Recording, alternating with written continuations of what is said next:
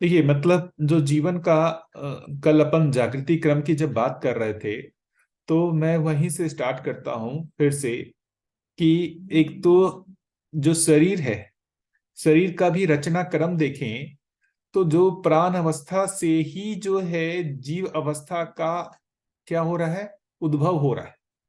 प्राण अवस्था से ही जीव अवस्था का उद्भव हो रहा है। कैसे देखेंगे? तो जैसे प्राण अवस्था में ही देखेंगे ना कि कई बार वहां पर जो बोलते हैं ना, कीड़े मकोड़े आ जाते हैं, कहीं नमी लगा हुआ हो, कुछ हो, कहीं धूप आती है, उष्मा आती है, तो उससे वहां पर कीड़े मकोड़े पैदा हो जाते हैं, है ना। इसको अपन बोल रहे हैं स्वेदज संसार। स्वेदज का मतलब जिसको बोलते हैं पसीना, जहां पसीने से वो जन्म लेता है। पसीने का मतलब कह रहे हैं कि जहां नमी हो, उष्मा हो, वहां से वो जन्म लेता है। स्वेदज संसार। स्वेद का मतलब होता है पसीना। ऐसे जो कीड़े मकोड़े हैं अपने को दिखते ही हैं, जो इतना तो पक्का ही दिखता है कि वो प्राण अवस्था से ही उनका जन्म हो रहा है। वैसे स्वेदज संसार से ही फिर वो देखेंगे अंडज संसार कनेक्ट हो रहा है। कोई भी चीज सडन नहीं है कि मानव का शरीर जो है सीधा पेड़ पौधे हुए और उसके बाद सीधा मानव का शरीर हो गया, ऐसा नहीं है। पहले जो है मतलब प्राण अवस्था का जो देखेंगे, वो भी जो उद्भव देखेंगे उसमें भी देखेंगे तो पदार्थ अवस्था से धरती समृद्ध होने के बाद वहां पर प्राण अवस्था डेवलप हो रही है। और वो प्राण अवस्था एक झटके में नहीं हुआ है। जो बोलते हैं सबसे पहले प्राण अवस्था की जो एक इकाई है, काई को जो बोलते हैं, सबसे पहले काई बना। फिर उस काई में बेसिकली और मॉडिफिकेशन होते होते इतने तरीके के पेड़ पौधे बने। तो पदार्थ अवस्था से प्राण अवस्था तक समृद्ध होने में एक पूरा क्रम है। और उसमें धरती में काफी मतलब समय लगा वो अवस्था डेवलप होने में, काफी श्रम हुआ धरती पे। वो प्राण अवस्था की परंपरा होने के बाद जो है वह जीवावस्था आने के बीच में भी देखेंगे तो बहुत सारे क्रम हुए, बहुत सारे श्रम हुए। जिसमें बात हो रही कि पहले स्वेदज संसार आया। उस स्वेदज संसार जो है उसकी परंपरा बनने के बाद वहां से अंडज संसार डेवलप हो रहा है। और यहां पर अभी कोई जीवन का रोल नहीं है। अभी सिर्फ जो है वो एक शरीर बन रहा है। मेधस अभी डेवलप भी नहीं हुआ, बहुत कहें तो सिंपल रूप में एक कंट्रोल सेंटर जैसा है, बहुत सूक्ष्म कंट्रोल सेंटर जैसा है वहां पे, है ना। जीवन वहां पर अभी जीवन का एसोसिएशन नहीं हुआ है। लेकिन वहां पर भी देखेंगे तो उनके भी जो आप प्रवृत्तियां दिखेंगे तो वहां भी आहार दिखेगा, वहां भी निद्रा दिखेगा, वहां भी भय दिखेगा, वहां भी मैं जो है प्रजनन दिखेगा। ये चारों चीजें वहां दिखती है कि नहीं। कीड़े मकोड़े ये सब, मच्छर देखिए, ये सब में भी नहीं दिखता है। ये चारों चीज दिखते हैं कि नहीं दिखते हैं? क्या आप लोगों का कहना है इसमें?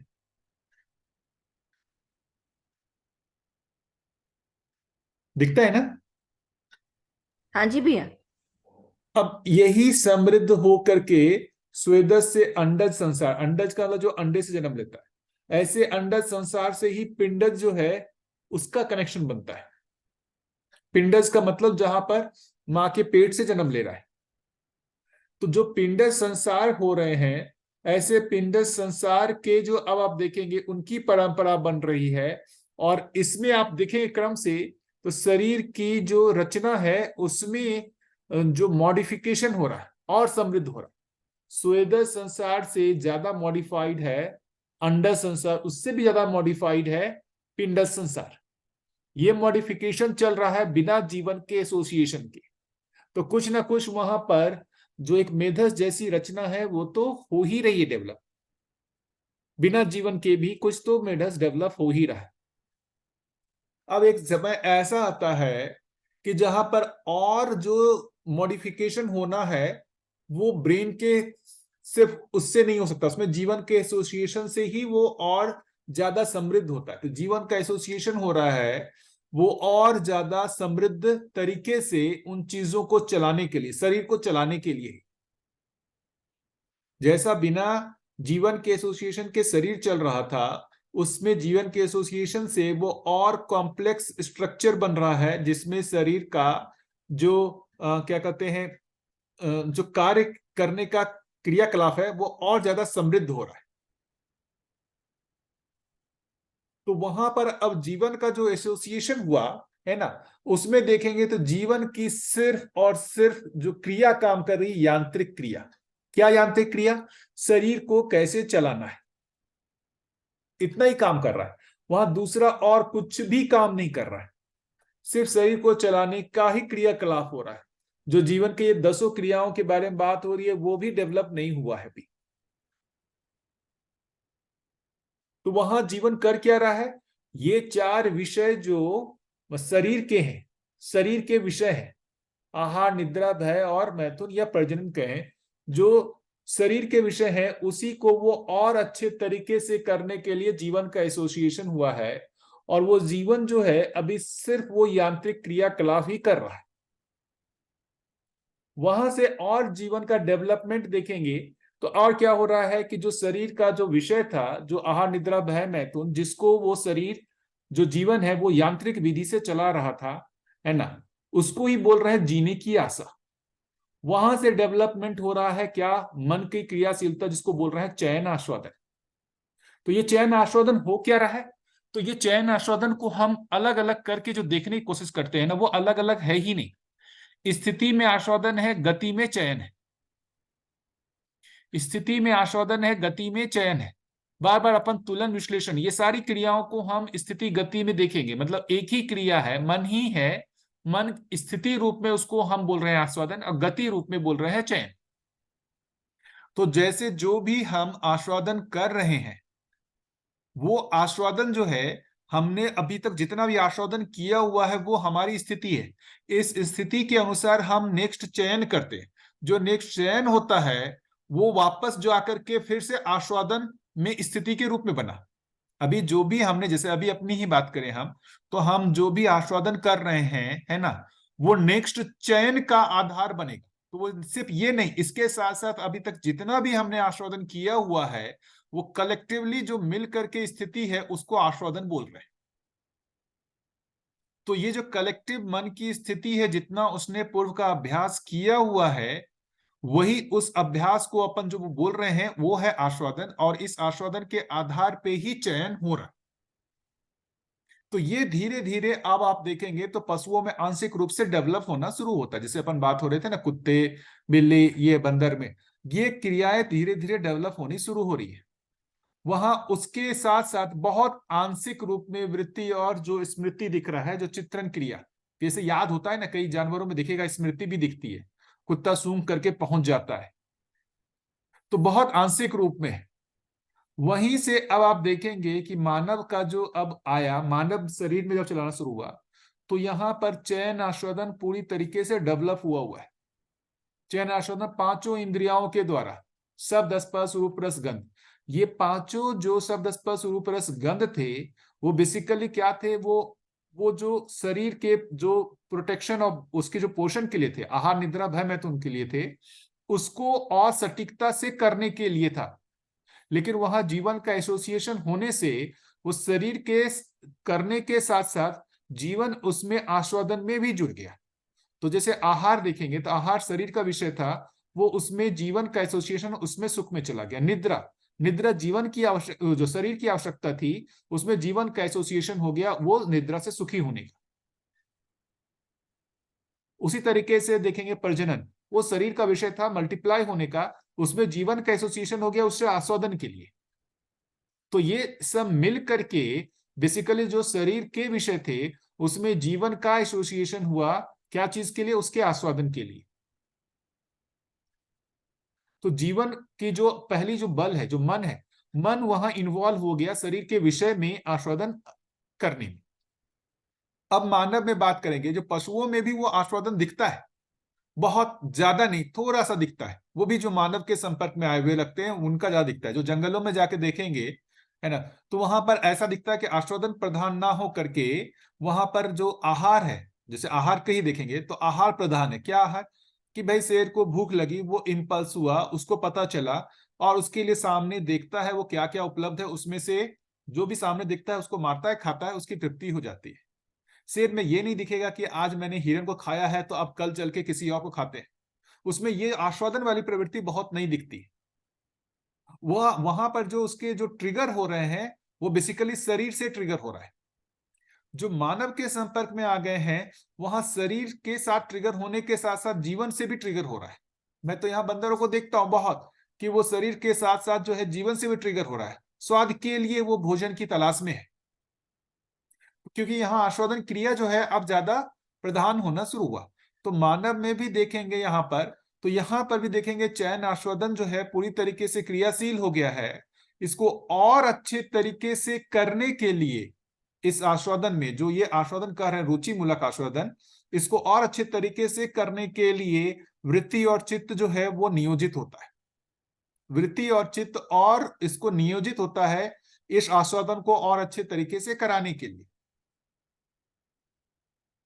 उसके साथ साथ अब ये जो रुचि मूलक आस्वादन जो दिख रहा है, जो सिर्फ मतलब पशुओं में भी आंशिक रूप में दिख रहा था, अब मानव में रुचि मूलक आस्वादन के साथ साथ मूल्य मूलक आस्वादन भी आंशिक रूप में डेवलप होना शुरू हुआ। रुचि मूलक आस्वादन पूरी तरीके से डेवलप हो चुका है, मूल्य मूलक आस्वादन जो है वो आंशिक रूप में डेवलप होना शुरू होता है। क्या मूल्य मूलक आस्वादन? तो जैसे उसको विश्वास का सुख, सम्मान का सुख, ये सब भी अब उसके सुख का आधार बनते हैं, कि अब वो कंप्लीटली सिर्फ रुचि मूलक आस्वादन में ही है, ऐसा नहीं है। आप हम सभी लोग देखें, क्या हम कंप्लीटली सिर्फ रुचि मूलक आस्वादन के लिए जीते हैं? नहीं, हमारे में मूल्य मूलक आस्वादन भी होता है, लेकिन मूल्य मूलक आस्वादन आंशिक रूप में होता है, रुचि मूलक आस्वादन प्रधान रूप में होता है। रुचि मूलक आस्वादन जो है वो पूर्ण क्रियाशील दिखता है ना, वो प्रधान दिखता है। मूल्य मूलक आस्वादन जो है वो आंशिक रूप में दिखता है, गौण दिखता है। लेकिन मूल्य मूलक आस्वादन भी हमारा एक्टिव हुआ है, वो भी क्रियाशील है।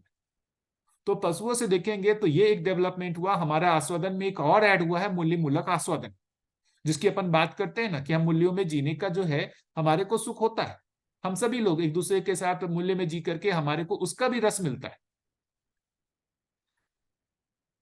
अब इसके साथ जो बात कर रहे हैं कि ये जो मूल्य मूलक आस्वादन जो है वो बेसिकली वो हो कहां से रहा है ट्रिगर, और रुचि मूलक आस्वादन कहां से ट्रिगर हो रहा है। तो रुचि मूलक आस्वादन जो ट्रिगर होता है वो इंद्रियों के साथ तदाकार होने से होता है। रुचि मूलक आस्वादन इंद्रियों के साथ तदाकार होने से होता है।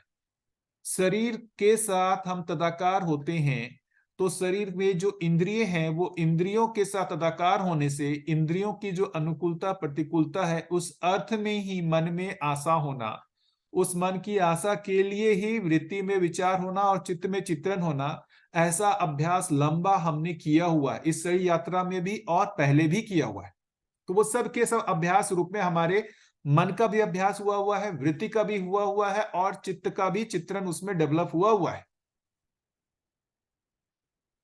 तो अब यहां देखेंगे उसके साथ साथ अब जो मूल्य मूलक आस्वादन कर रहे हैं, क्या मूल्य मूलक आस्वादन? तो जैसे अभी देखेंगे कि जैसे अभी पता चला, क्या अभी दर्शन में बात आए कि भाई मानव के साथ मानव का क्या है, तो ये नौ स्थापित संबंध है ना, उसके साथ जो है मूल्यों में जीना उसका भी सुख होता है। तो अब हमारे चित्रण में एक दूसरी वस्तु भी आई। चित्रण में दूसरी वस्तु क्या आई? भाई मानव जैसी कोई एक वस्तु है जिसके बारे में हमने कभी सोचा नहीं था कि ये जीवन शरीर का संयुक्त रूप है ना। जीवन की आवश्यकता अलग है, शरीर की आवश्यकता अलग है। तो इस अर्थ में हम अपने को भी पहचानते हैं, सामने वाले को भी पहचानते हैं। ऐसा चित्त में जब आता है, सम्मान का जो भाव आता है, जो समझ में आता है, जो न्याय समझ में आता है, वो जो चित्रण में डेवलप हुआ उसका विश्लेषण होना शुरू होता है। चित्त में जो वो वस्तु आई उसका विश्लेषण होता है, और वो विश्लेषण पूर्वक जो मन में है वो मूल्य मूलक आस्वादन जो है उसकी अपेक्षा बनती है। तो मन में जो मूल्य मूलक आस्वादन की अपेक्षा बनती है वो उसको हम जीते भी हैं। आप देखेंगे कई लोग जैसे ये जीवन विद्या से जुड़ते हैं, उनमें दिखने लगता है कि थोड़े ही समय में मूल्य मूलक आस्वादन की जो है प्रधानता दिखने लगती है। वो लोगों के साथ अच्छा व्यवहार करने लगते हैं, है ना, परिवार में अच्छा व्यवहार करने लगते हैं। परिवार वालों को लगता है कि क्या हो गया। उसका रीजन यही कि जो चित्त में जो वो न्याय का दृष्टि, जो न्याय की वस्तु आई, उस न्याय की वस्तु का प्रभाव वृत्ति पे आया, वृत्ति पे जो प्रभाव आया उससे मन पर भी आया।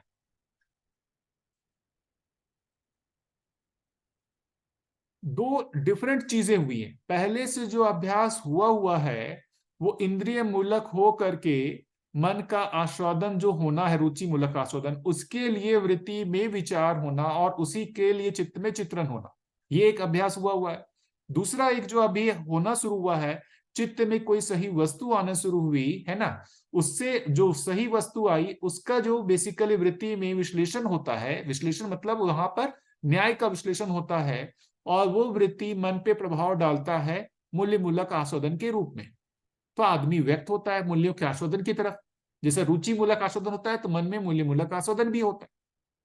तो अब दोनों ही क्रियाएं हो रही हैं, लेकिन जितना जिसका पूर्व अभ्यास हुआ हुआ है उतनी उसकी क्रियाशीलता भी दिखती है।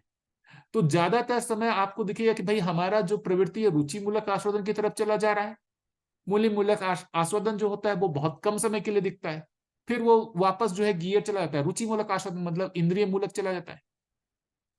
आपको लगता है कि क्यों ऐसा हो गया? क्योंकि यही मैं बता रहा हूं कि जो क्रियाशीलता जो डेवलप हुई हुई है, जो अभ्यास हुआ हुआ है, वो पुराना अभ्यास भी हुआ हुआ है, वो भी जीवन में बना हुआ है।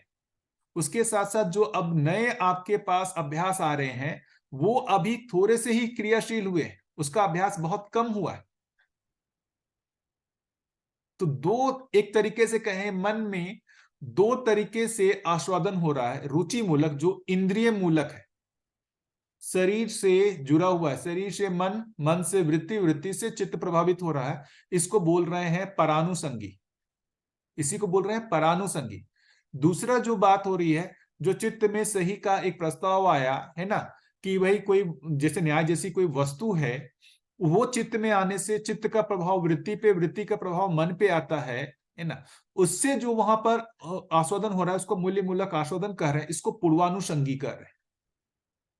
लेकिन यही देखना पड़ेगा कि जो जीवन का अभ्यास हुआ हुआ है किसमें ज्यादा हुआ हुआ है, इस शरीर यात्रा और इंक्लूडिंग इससे पहले जितनी भी शरीर यात्रा हमने की हुई है, वो परानुसंगी विधि का अभ्यास बहुत गहरा हुआ हुआ है, पूर्वानुसंगी का बहुत कम हुआ है। तो जीने में भी देखेंगे परानुसंगी जो है वो ज्यादा दिखता है, पूर्वानुसंगी कम दिखता है। जीने में भी देखेंगे तो इंद्रिय मूलक जो है अपने चित जो विचार ज्यादा चलने, उसके लिए चित्रण ज्यादा फैलना, क्योंकि उसके मूल में जो मन है वो रुचि मूलक आस्वादन की अपेक्षा ज्यादा होना, है ना, वो क्रियाशीलता हमने इतनी ज्यादा की हुई है, उसका अभ्यास इतना ज्यादा किया हुआ है कि वो ज्यादा प्रभावी रहता है। और अब जो मूल्य मूलक आस्वादन है उसका हमने अभ्यास बहुत कम किया हुआ है, तो उसका प्रभाव जीने में कम दिखता है। क्या ये स्थिति सभी लोग एक्सेप्ट करते हैं कि नहीं, कि ऐसा है या नहीं है? आप लोग का इस बारे में, अभी वर्तमान स्थिति के बारे में अपन कहें कि हम जो भी अभी जिसको भ्रम कहें या कुछ भी कहें, इसको अपन भ्रम और ये सब चीज छोड़ दे, हमारी वर्तमान स्थिति में जो हम यहाँ पहुंचे हैं, है ना, उसका क्या ये क्रम ठीक लग रहा है? अभी हो क्या गया है कि हमारे को जैसे अभी हमने सुना सही में न्याय, विश्वास, सम्मान, स्नेह, है ना, वो आया चित्त में, और वैसे विश्लेषण होता है वृत्ति में, और वही हमारे को ठीक लगता है कि यही हमारा जीना होना चाहिए। उस आधार पे मन पे जो है वो प्रभाव होता है कि मूल्य मूलक आस्वादन ही होना चाहिए। लेकिन जीते समय कई बार इसके उल्टा होने लगता है कि भाई न्याय क्यों नहीं कर पा रहे, हमारे जीने में आ क्यों नहीं रहा है। हमको ऐसा लगता है कि चित्त में सही वस्तु आई, हम विश्लेषण करके इसी को सही स्वीकार रहे हैं, लेकिन जीते समय वो क्यों नहीं आ रहा है, इस चीज को लेके हम सभी परेशान रहते हैं कि नहीं रहते? कि हमने जिस चीज को सही स्वीकारा है, सही विश्लेषण किया है कि यही न्याय है, ये ऐसा ही हमारे को जीना है, जीते समय हमसे वैसा नहीं हो पाता है। ये तकलीफ होती है कि नहीं सभी लोगों को? अभी आप भी बोल रही थी रेणु दीदी, क्या यही मुद्दा है? हम्म। हमको सही होता जो स्वीकार हुआ है वो हमारे जीने में क्यों नहीं आ रहा है?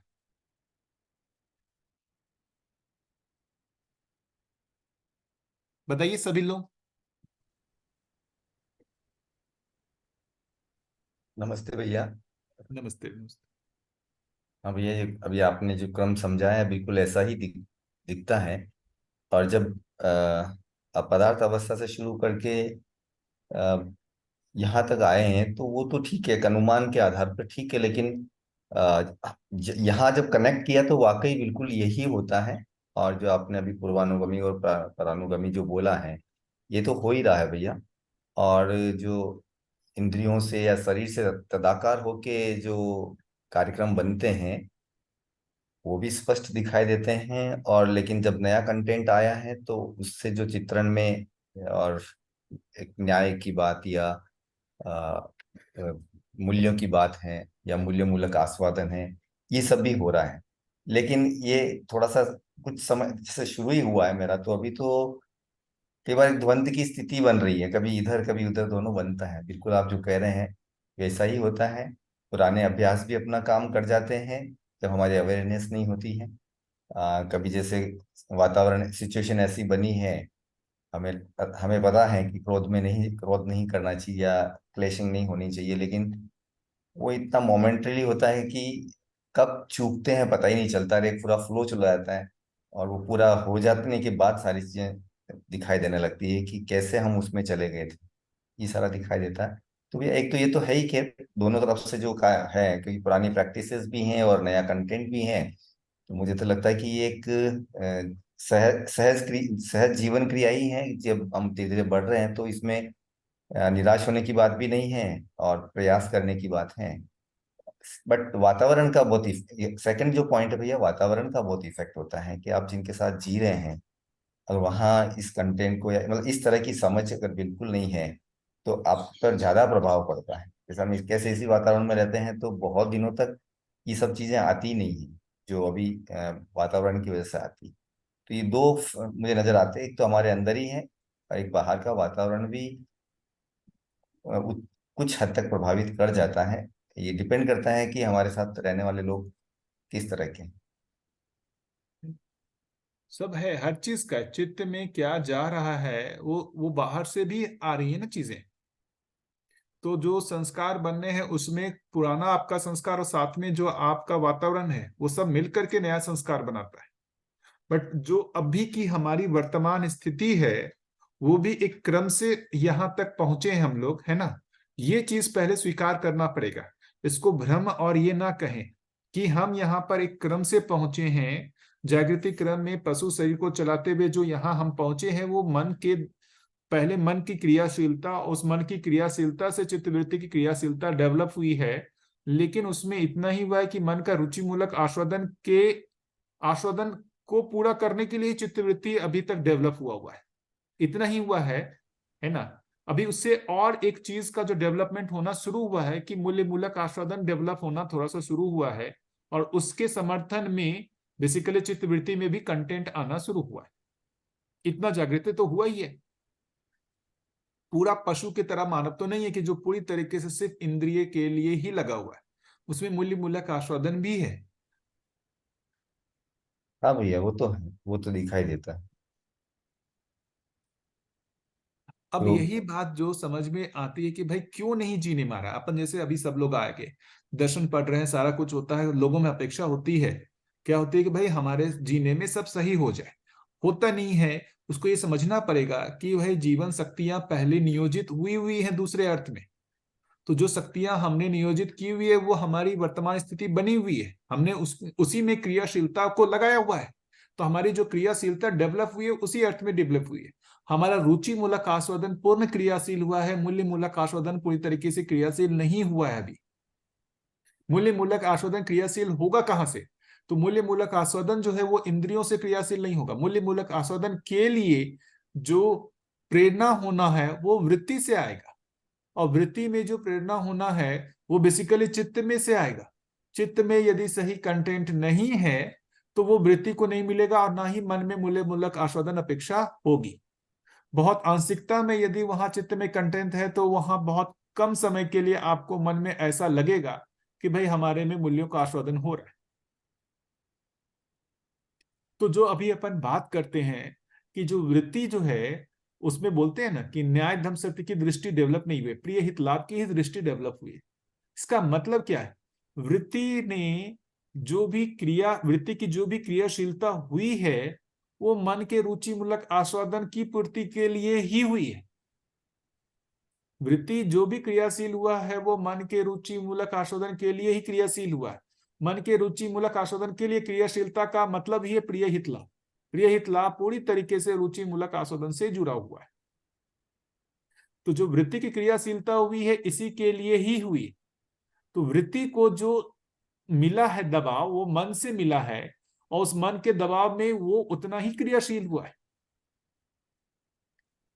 अब जो ये जितना भी इसने किया हुआ है, जितना भी इसने विश्लेषण किया हुआ है वो नेक्स्ट विश्लेषण का आधार बनता है। तो जो तुलन विश्लेषण कर रहे हैं, दो अलग क्रिया नहीं है। आप जितना अभी विश्लेषण कर रहे हैं वो ही आपके तुलन का आधार बन रहा है। तो जो अब आप नेक्स्ट विश्लेषण करेंगे, जो आपने अभी तक विश्लेषण किया हुआ है, वो आपका आधार है।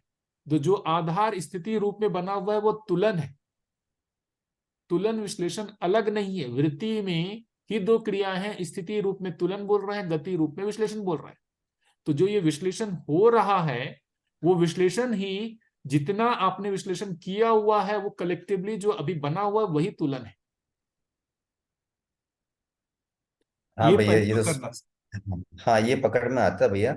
और इसको और अच्छे से पकड़ने के लिए जैसे आस्वादन जो बना हुआ है उसी के आधार पर चयन होता है। बिल्कुल। तो ऐसा ही वृत्ति के अंदर जो तुलन बना हुआ है और उसके आगे विश्लेषण होता है, फिर वापस वो तुलन का पार्ट बनता है, फिर वापस विश्लेषण होता है, फिर तुलन का एग्जैक्टली। पार्ट बनता तो वही जो है, अपन दो अलग अलग ना देखें, स्थिति रूप में तुलन बोल रहे हैं, गति रूप में उसको विश्लेषण बोल रहे हैं। है। हाँ, गति होने के बाद भैया स्थिति में वापस थोड़ा सा गति विकास होता हुआ, है। तो जो भी गति जैसे अभी हुआ, वो गति हो, अभी वर्तमान में वो गति है, लेकिन भविष्य में चले जाएंगे वो गति जो है वापस स्थिति रूप में चला जाएगा कि नहीं चला जाएगा। हाँ, चला जाएगा भैया। और फिर आपने जैसे 100 साल पहले जो भी विश्लेषण किया हुआ था वो अब आपकी स्थिति रूप में है। जी जिसने जैसे मान लेते हैं लाभ के लिए काफी विश्लेषण किया हुआ है ना, पुराने जो हाँ है लाभ के लिए काफी विश्लेषण किया हुआ है, कैसे लाभ कमाना है, कैसे लाभ कमाना है, उसने काफी उसमें विश्लेषण करके काफी विचार किया हुआ है। अब वो अभी उसका वर्तमान स्थिति देखेंगे, वो जिधर भी देखेगा उसको वहां लाभ दृष्टि ही दिखेगी, वहां लाभ हाँ का विश्लेषण ही चालू हो जाएगा, लाभ का ही विचार चालू हो जाएगा हाँ। ऑटोमेटिकली। वो दबाना भी चाहेगा तो भी नहीं दबेगा, जी जी जी। दिखेगा उसका लाभ का ही विचार जो है वो होगा। जिसका प्रिय का विचार जिसने किया हुआ है, इंद्रिय सुख से प्रिय का जो विचार जो है, जो चलना शुरू हुआ है, उसने अभ्यास किया हुआ है ना, पूर्व में, है ना, तो वही उसका तुलन का आधार हो गया। प्रिय ही तुलन का आधार, जैसे ही दिखेगा वैसे इंद्रिय सुख क्या, जैसी भी अनुकूलता देखिए उसका विचार इंद्रियों की तरफ जाने लगेगा, इस इंद्रिय सुख को कैसे पाया जाए, ऑटोमेटिक ही चला जाएगा, क्योंकि वो जो उसने प्राण विश्लेषण किया वही तो उसका तुलन का आधार हो गया, स्थिति रूप में वही तो हो गया। ये पकड़ में आ रही है मेरी बात।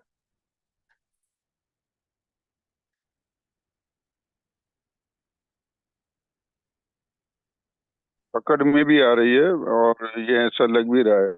परंतु मुद्दा, जो मुख्य मुद्दा है, जो रेणु जी ने शुरू शुरू में बताया कि वो जो है सो है।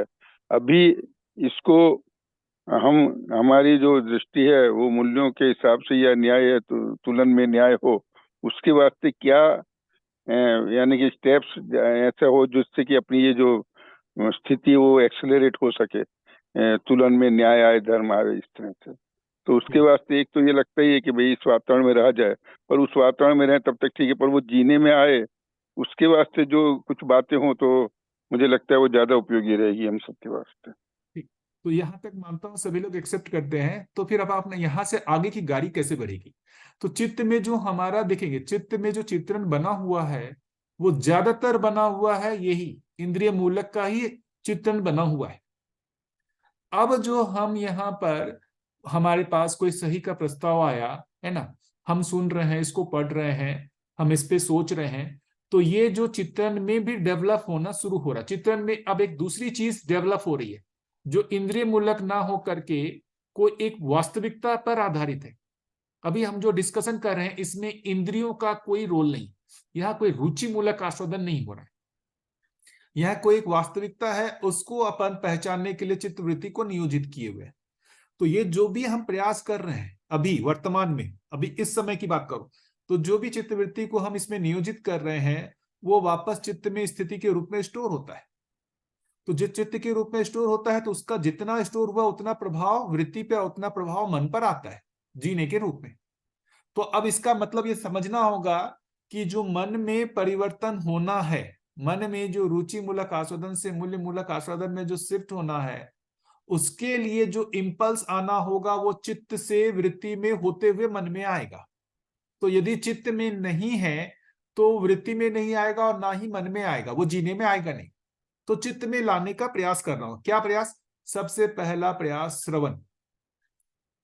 तो हम जितने भी ये जो लिखे हुए सही का सही जो लिखे हुए चीजें हैं, जो जहां से हमारे को सही का चित्रण बने, हम उसको कंटिन्यूअसली पढ़ते रहे, सोचते रहे।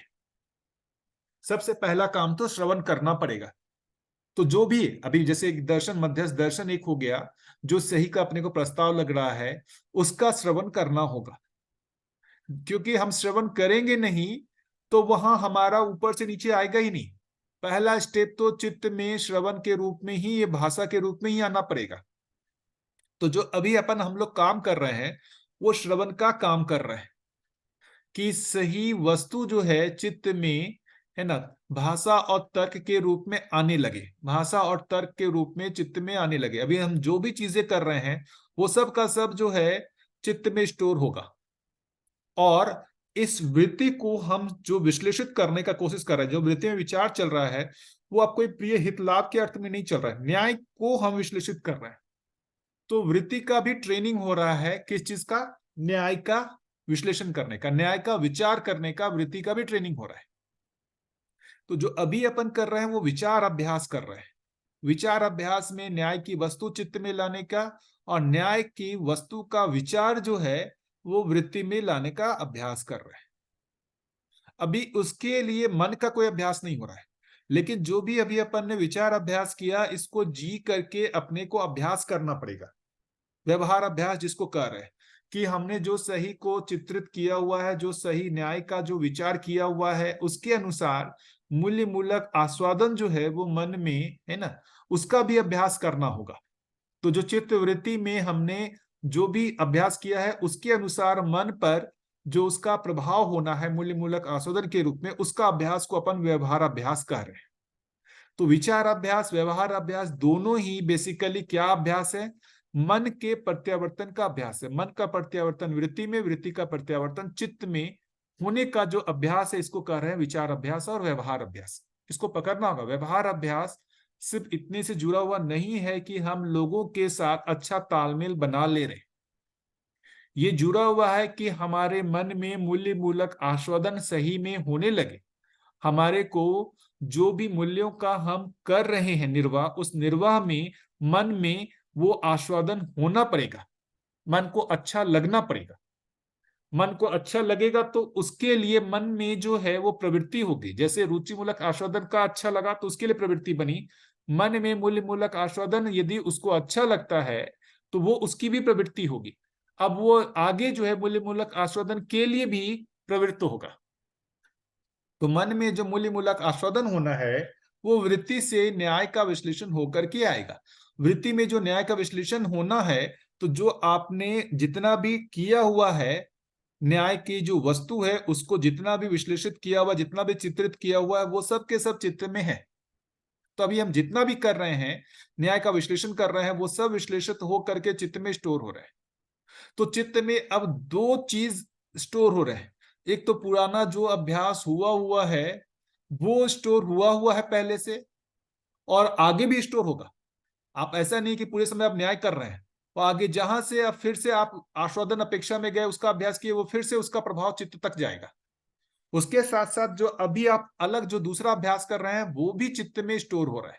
तो दो संस्कार अब चित्त में स्टोर हो रहे हैं।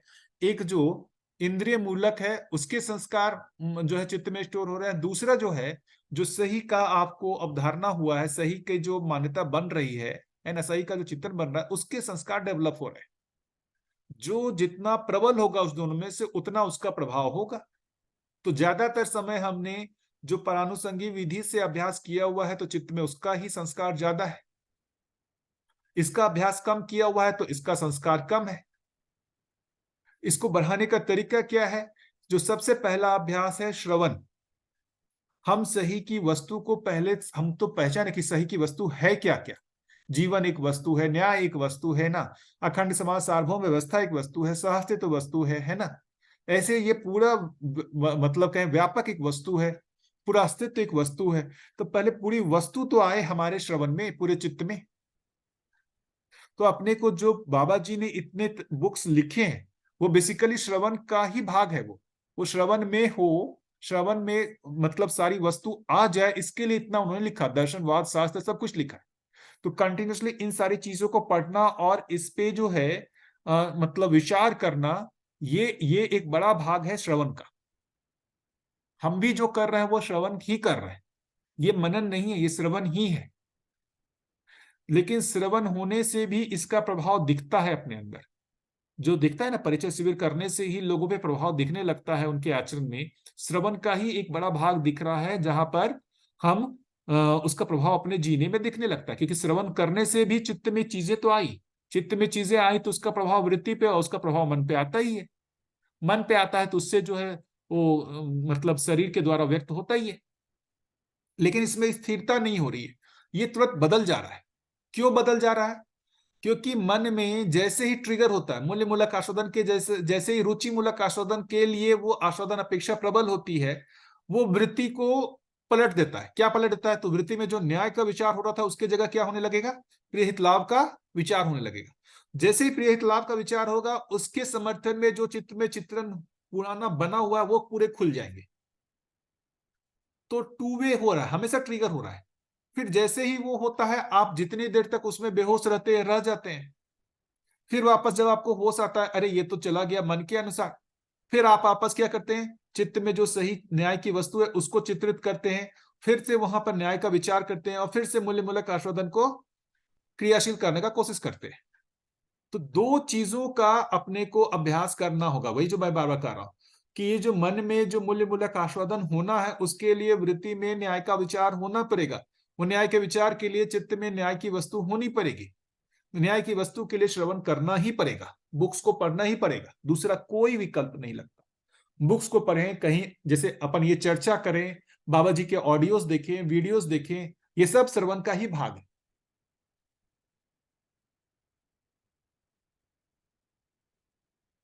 तो हम इसको जितना ज्यादा करेंगे उतना ज्यादा जो है हमारे जीने में जो है उसका प्रभाव दिखने लगेगा।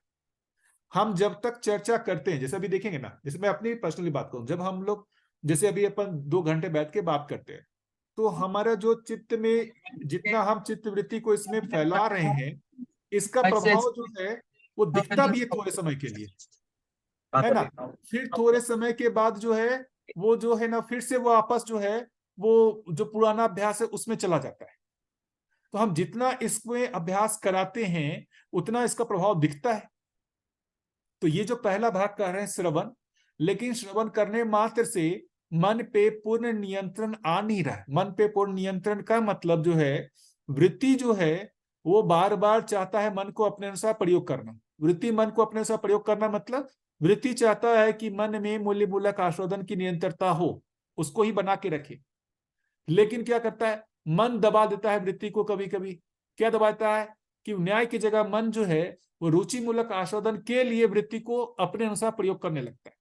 तो द्वंद्व चल रहा है, वृत्ति मन को अपने अनुसार चलाना चाह रहा है, मन वृत्ति को अपने अनुसार चलाना चाह रहा है। ये द्वंद्व हर आदमी झेल रहा है। क्या द्वंद्व? कि मन अपने अनुसार वृत्ति को चलाना चाहता है। क्या? जो प्रिय हित लाभ है, उसके जो रुचि मूलक आस्वादन है, उसके लिए विचार करो, वृत्ति पर दबाव डालता है। वृत्ति जो है हार करके वो उस पर काम करने लगता है।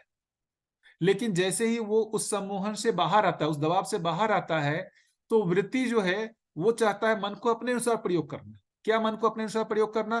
कि भाई अब जो है ये जो न्याय का विश्लेषण कर रहे हैं, न्याय का विचार हो रहा है, इसका ही आस्वादन होना है तुम्हारे, मतलब मन में मूल्य मूलक आस्वादन ही होना है।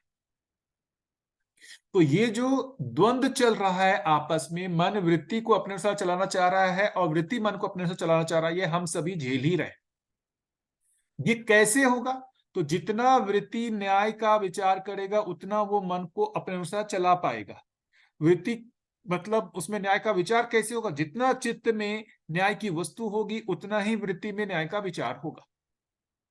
तो कुल मिलाकर चित्त में न्याय की वस्तु को डेवलप करने की बात हो रही है। उसका पहला भाग मैंने बताया श्रवण। श्रवण होने मात्र से भी उसकी स्थिरता नहीं हो रही है, क्योंकि चित्त में जो आपके चित्रण है वो बदल जा रहे हैं तुरंत। किसके प्रभाव में बदल जा रहे हैं? मन के प्रभाव में बदल जा रहे हैं। मन के प्रभाव में जो है वृत्ति ट्रिगर हो रहा है, वृत्ति के प्रभाव में चित्त का चित्रण ट्रिगर हो जा रहा है। फिर आप बलपूर्वक चित्रण को दबाते हैं। जैसे ही कोई गलत विचार आता है, गलत चित्रण होता है, तो आप अपने अंदर दबाव महसूस करते हैं, उस चित्रण को हटाने की कोशिश करते हैं। जैसे सिंपल कहें, हम चल रहे हैं बाहर और कहीं पर कुछ दिख गया, कुछ फोटो दिख गया, कुछ दिख गया, और उससे हमारे अंदर जो है वो पूरा चित्रण तक चला गया और उसके समर्थन में गलत चित्रण हमारे सारे उभर गए। अब हम उसके वहां से ध्यान हटाते हैं, जिस ओर से हमारा ये ट्रिगर हुआ उधर से ध्यान हटा के दूसरी तरफ जाते हैं और चित्रण को वापस जो है सही करने की कोशिश करते हैं। तो चित्रण को हम वापस सही करते हैं और तब जाकर के हमको स्थिति, नहीं चित्रण सही हो गया। तो ये जो बार बार अभ्यास करना है, क्या अभ्यास करना है कि चित्त में जो सही चित्रण होते रहना है, इसका अभ्यास करना है। वो बार बार जो है पलट जा रहा है। इसके अभ्यास कैसे करेंगे? श्रवण करने से हमको दिख रहा है उसमें स्थिरता हो नहीं रही है, चित्त जो है उसका चित्रण बार बार बदल जा रहा है। वो बार बार मन के जो पुराने अभ्यास है उससे वो चित्त में चित्रित हो जा रहा है। तो जब ये अपने को पूरा दिखने लगेगा कि हम बार बार जो श्रवण करने मात्र से चित्त की जो चित्रण है, वो जो सही का जो वस्तु है वो स्थिर नहीं हो रहा है, उसको स्थिर करने के लिए जब अपने को दिखेगा कि भाई ये स्थिर हो नहीं रहा है, इसको स्थिर करना है, मुझे न्याय की वस्तु की निरंतरता को बनाना है, तब हमको जब ये पता चलेगा और ये हमारे जीने के अर्थ में जब तीव्र इच्छा के रूप में बनेगा, उसको बोल रहे हैं जिज्ञासा। उसके बाद मनन शुरू होगा। मनन का मतलब है जो सही चित्र, जो आपने श्रवण में श्रवण पूर्वक जो सही चित्रित किया हुआ है उसको स्थिर करने का प्रयास। श्रवण पूर्वक जो चित्रित किया हुआ है उसको स्थिर करने का जो प्रयास है उसको मनन बोल रहे हैं। क्या चीज का मनन? तो हम ये मनन कर रहे हैं कि जो न्याय का जो हमने चित्रण किया हुआ है ना, जो अखंड समाज सार्वभौम व्यवस्था का चित्रण किया हुआ है, जो सहअस्तित्व का चित्रण किया हुआ है, उस चित्रण को स्थिर करने का प्रयास, उसकी निरंतरता को बनाने का प्रयास, उसको अपन बोल रहे हैं मनन। जिसको एक तरीके से कहें ध्यान। क्या ध्यान? जो सही का चित्रण किया हुआ है उसी में ही हमारा चित्तवृत्ति नियोजित रहे। जो सही का जो चित्त में वस्तु आया है उसमें ही चित्तवृत्ति नियोजित रहे, उसको बोल रहे हैं मनन। जो पुराने समय में जो लोग ध्यान देते थे, क्या ध्यान देते थे कि कोई ईश्वर देवी देवता है, उसको चित्त में चित्रित करके वृत्ति और मन दोनों उसमें ही नियोजित रहे। उसको परंपरा में जो ध्यान कहा कि कोई एक वस्तु पे टिकाना। कौन सी वस्तु? तो जो भी आपने मान लिया इष्ट देवता है उसको चित्रित करके चित्त में मन वृत्ति को उसमें टिकाना। यहाँ पर जो मनन बोल रहे हैं कि जो सही का जो चित्रण दे रहे हैं, बाबा जी ने जो सही वस्तु दी है उसको चित्रित करके मन वृत्ति को उसमें टिकाने का अभ्यास को मनन बोल रहे हैं। लेकिन मनन होने के लिए पहले श्रवण तो होना पड़ेगा। श्रवण नहीं होगा तो सही का वस्तु आप चित्त में बना ही नहीं पाएंगे। जब सही का वस्तु ही चित्त में नहीं बनेगा तो मन वृत्ति को आप उसमें टिकाएंगे कैसे? तो जितना हम मनन का अभ्यास करेंगे, चित्त में जितना हम उसको स्थिर करने का प्रयास करेंगे, उसकी स्थिरता बढ़ती जाएगी। स्थिरता बढ़ने का मतलब ही है कि चित्त में अब वही चित्रित होने का अभ्यास ज्यादा होगा। आप उसका अभ्यास करा रहे हैं तो ज्यादातर समय चित्रण उसी वस्तु का बना रहेगा। उस वस्तु का बना रहेगा तो वृत्ति में विचार जो होगा वो उसी वस्तु का होगा, और वृत्ति में उसी वस्तु का विचार होगा तो मन में भी जो उसका आस्वादन हो रहा है मूल्य मूलक आस्वादन ही होगा। तो अभी के वर्तमान में जो दो बहुत बड़े अभ्यास हैं वो है श्रवण और मनन।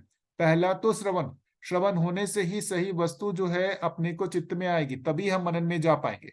तो पहला अभ्यास श्रवण। श्रवण के साथ साथ जो है स्वनिरीक्षण। श्रवण जो हुआ उसके अनुसार हमारा जीना नहीं हो पा रहा, तो जीना नहीं हो पा रहा है उसको बार बार अपने में निरीक्षण करना कि क्यों नहीं हो पा रहा है। तो ये समझ में आना कि जो पुराना अभ्यास हुआ है उस कारण से चित्त में जो चित्रण हो रहा है बार बार बदल जा रहा है। तो मुझे इस चित्त को स्थिर करना है ना, वो मेरी प्राथमिकता में आ जाना, इसको जिज्ञासा बोल रहे हैं। ऐसी जिज्ञासा होने के बाद हम उसको स्थिर करने के लिए जो प्रयास कर रहे हैं उसको बोल रहे हैं मनन। ये एक बड़ा काम करना होगा। बहुत बड़े अभ्यास का मतलब ये एक जो है ना जगह है। ये पकड़ में आ रही है बात क्या? मतलब भैया अध्ययन या पठन श्रवण जो कर रहे हैं उसमें जो एक कंटेंट हमारे पास आ गया है हमारे मेमोरी में, और फिर निरीक्षण करते रहना अपने जीवन के हर कार्य व्यवहार में, और उसी को बार बार चित्त में व्यवस्थित करना है, उसको चित्त में लाना, इसको हम मनन बोल रहे हैं। मतलब वो दृढ़ता से चित्त में आ जाए, उसके लिए प्रयास करना, इसको हम मनन बोल रहे हैं। तो अध्ययन और मनन में ये डिफरेंस है क्या? देखिए वही कर रहे हैं मनन, बेसिकली क्या कर रहे हैं, चित्त में जो श्रवण पूर्वक जो सही वस्तु आई है उसकी स्थिरता नहीं है, वो लंबे समय तक नहीं चित्रित रह पाता है, बदल जाता है मन के प्रभाव में। उसको स्थिर करने का जो अभ्यास है उसको बोल रहे हैं मनन। क्या स्थिर होगा? अभ्यास पूर्वक हम कुछ समय तक, जैसे हो सकता है कि भाई हम अभ्यास पूर्वक जो है आधे घंटे तक वैसे ही चित्रण में बने रह सकते हैं। तो हमारे आधे घंटे तक अभ्यास क्या है कि हमारा चित्रण सही वस्तु का ही है और सही विचार है और सही मन है। आधे घंटे आपने कोई भी गलत नहीं किया है, मतलब गलत कहने का मतलब मन से ट्रिगर नहीं हुआ है, आपका जीना पूर्वानुसंगी नहीं हुआ है, परानुसंगी आधे घंटे। तो ये जो आधे घंटे का आपने अभ्यास करते हुए डेवलप कर लिया, अब इस आधे घंटे को 1 घंटे करना, समय के अर्थ में कहूं तो ये 1 घंटे को 2 घंटे में करना और ऐसा 24 घंटे में करना, तो ये अभ्यास है। निरीक्षण इसी का होगा ना भैया, कि मैं आधा घंटे तक प्रिय हित लाभ में जिया हूं, या मैं न्याय धर्म सत्य के साथ ये जिया हूं। निरीक्षण तो उससे पहले हो गया, आप तो मनन में जाकर के अभी आप अपने चित्त में होल्ड करके कोशिश कीजिए ना। आप अभी प्रयास कीजिए ना कि भाई आंख बंद करके मैं चित्त में सही का जो अभी अपने को आया उसको चित्रित करके उसके अनुसार ही वृत्ति में विचार हो, उसके अनुसार ही मन में आस्वादन हो। वो तुरंत बदल जाएगा, आधा घंटा भी नहीं रहता है, 1 मिनट भी नहीं रहता। तो जो विश्लेषण कर रहे हैं उससे पहले क्या विश्लेषण, कि बार बार अपने जो है वृत्ति के विचार करके देखना कि भाई हमारा जो जीना हो रहा है वो मन से ट्रिगर होकर के चित्त वृत्ति का क्रियाशील होना है, या चित्त में जो सही वस्तु आए उसके अनुसार मन वृत्ति का होना है। मैक्सिमम टाइम हम बेहोश रहते हैं। क्या बेहोश? मन जब अपने दबाव में वृत्ति को लेता है, इसी को बेहोशी बोल रहे हैं। मन जब अपने दबाव में वृत्ति को ले लेता है, मतलब वृत्ति जब मन के अनुसार कार्य करने लगता है, इसी को बेहोशी बोल रहे हैं। बेहोशी कोई एक चीज नहीं है कि मन के जो रुचि मूलक आस्वादन है उसके लिए ही वृत्ति नियोजित हो गया, उसी के लिए चित्रण खुल गया, इसको बोल रहे हैं बेहोशी। लेकिन ये परमानेंट नहीं होता है, थोड़े देर का प्रभाव होता है। कोई एक मतलब हो सकता है आस्वादन अपेक्षा प्रबल होने पर ये उस समय हो जाता है और आपको पता भी नहीं चलता है। उसका प्रभाव जब मन का वो जो भी आस्वादन अपेक्षा है वो पूरा हो जाता है, तब उसके बाद वृत्ति जो है वो वापस उसके जो दबाव से मुक्त होता है, फिर वो विश्लेषित करता है कि अरे क्या कर दिया, मन के दबाव में मैंने ऐसा क्यों कर दिया। अब उसमें जो है पश्चाताप होता है, कि वृत्ति को ये पश्चाताप होता है कि मन के दबाव में वो क्यों आ गया। उसको लगता है मन को तो मुझे अपने अनुसार चलाना चाहिए था। लेकिन ये जो पोस्टमार्टम होता है कि वृत्ति क्या पोस्टमार्टम करता है कि भाई ये मन ने तो मुझे अपने दबाव में ले लिया, फिर वो अगली बार सोचता है कि मैं इसके दबाव में नहीं आऊंगा। लेकिन फिर से वैसी स्थिति आती है तो फिर से वो वृत्ति मन के दबाव में आ जाता है। मन के दबाव में आने का मतलब अब जो वो विश्लेषण किया हुआ है न्याय धर्म सत्य का, उसका कोई विश्लेषण काम नहीं कर रहा है। काम क्या कर रहा है? प्रिय हित लाभ का ही विश्लेषण काम कर रहा है उस समय, उसी को बेहोशी कर रहे हैं। तो अभी ज्यादातर समय हमारा पोस्टमार्टम ही होता रहता है, हम गलती करते हैं, गलती करने के बाद पश्चाताप करते रहते हैं, ज्यादातर समय यही होता है। तो पहला स्टेप तो यही होगा कि बार बार हम जो है वो अपना ही पोस्टमार्टम करते रहेंगे। यदि बार बार पोस्टमार्टम करते करते हमारे में ये यदि बनता है, मतलब ये चीज होगा कि ना हम लाइव जिस समय हमारा मन वृत्ति पे दबाव बना रहा है, हम उसी समय वृत्ति को मन के दबाव से मुक्त करने का कोशिश करने लगते हैं। पहले पोस्टमार्टम, फिर उसके बाद जो है वृत्ति, जब मन जिस समय दबाव बना रहा है उसी समय वृत्ति में द्वंद्व शुरू हो जाएगा। उस समय बेहोश नहीं होगा, अब उसी समय वो उसके दबाव से मुक्त होने का कोशिश कर रहा है। तो उसी समय वो चित्त के चित्रण को प्रभावी बनाने की कोशिश कर रहा है। ये कैसे होगा? चित्त में जितना सही का चित्रण हुआ है उससे उतना ही ज्यादा वृत्ति प्रभावशाली होगा। तो हमको इसको दबाने के लिए है ना, सिर्फ स्वनिरीक्षण से काम नहीं चलेगा, चित्त में सही वस्तु को लाना पड़ेगा। परंपरागत जो भी रहा ना, वो सिर्फ जो है गलत को देखने का अभ्यास किया रहा है। यह बाबा जी गलत को देखने के लिए बहुत मोटिवेट नहीं कर रहे हैं, भाई इसके सॉल्यूशन की बात कर रहे हैं। क्या सॉल्यूशन? चित्त में सही वस्तु होएगी तो वो अपने आप ही जो है वृत्ति जो है वो सही वस्तु का ही विश्लेषण करेगा, मन में उसी का ही आस्वादन होगा। तो बहुत गलत को देखने की जगह सही को ज्यादा पकड़ने का जो है वो प्रेरणा दे रहे हैं बाबा जी। तो जल श्रवण करो, ज्यादा से ज्यादा बुक्स को पढ़ो, ज्यादा से ज्यादा बाबा जी की बात को सुने। हाँ, लेकिन यहां से भाई स्व निरीक्षण कुछ ना कुछ तो होना पड़ेगा। श्रवण होने से उसका प्रभाव होने लगेगा, और उससे जो है वृत्ति सहमत होने लगेगा कि हमारे में कुछ तो इंप्रूवमेंट हुआ है, लेकिन जितना चाह रहा हूं उतना नहीं हुआ। दिन भर में मैं बहुत समय तक जो है मतलब अच्छे से जी पाता हूं, लेकिन कभी कभी ऐसे समय आते हैं जहां पर मैं जो है अच्छे से नहीं जी पाता हूं, फिर से मन के दबाव में आता हूं। तो ये जो उसके दबाव से मुक्त होने की जो तीव्र कामना बनेगी, उसको बोल रहे हैं जिज्ञासा। फिर वहां पर जाकर के मनन में हम जाएंगे। उससे पहले तो ये सब श्रवण का ही भाग है।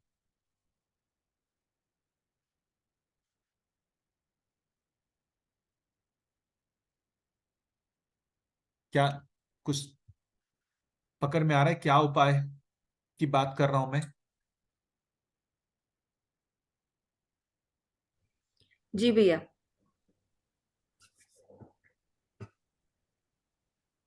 जो आप बार बार उपाय पूछ रहे थे ना कि भाई कैसे करना है, तो सही का जो बेसिकली जो चित्रण है उसको स्थिर करने का प्रयास करना है। वो कैसे होगा? श्रवण मनन पूर्वक ही होगा।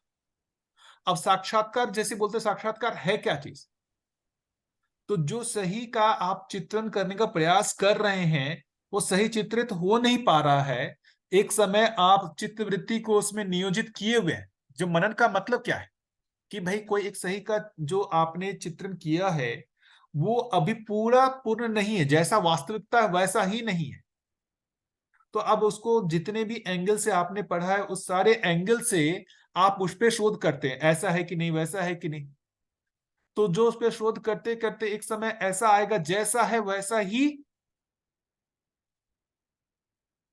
चित्रित हो जाएगा, उसी को साक्षात्कार कह रहे हैं।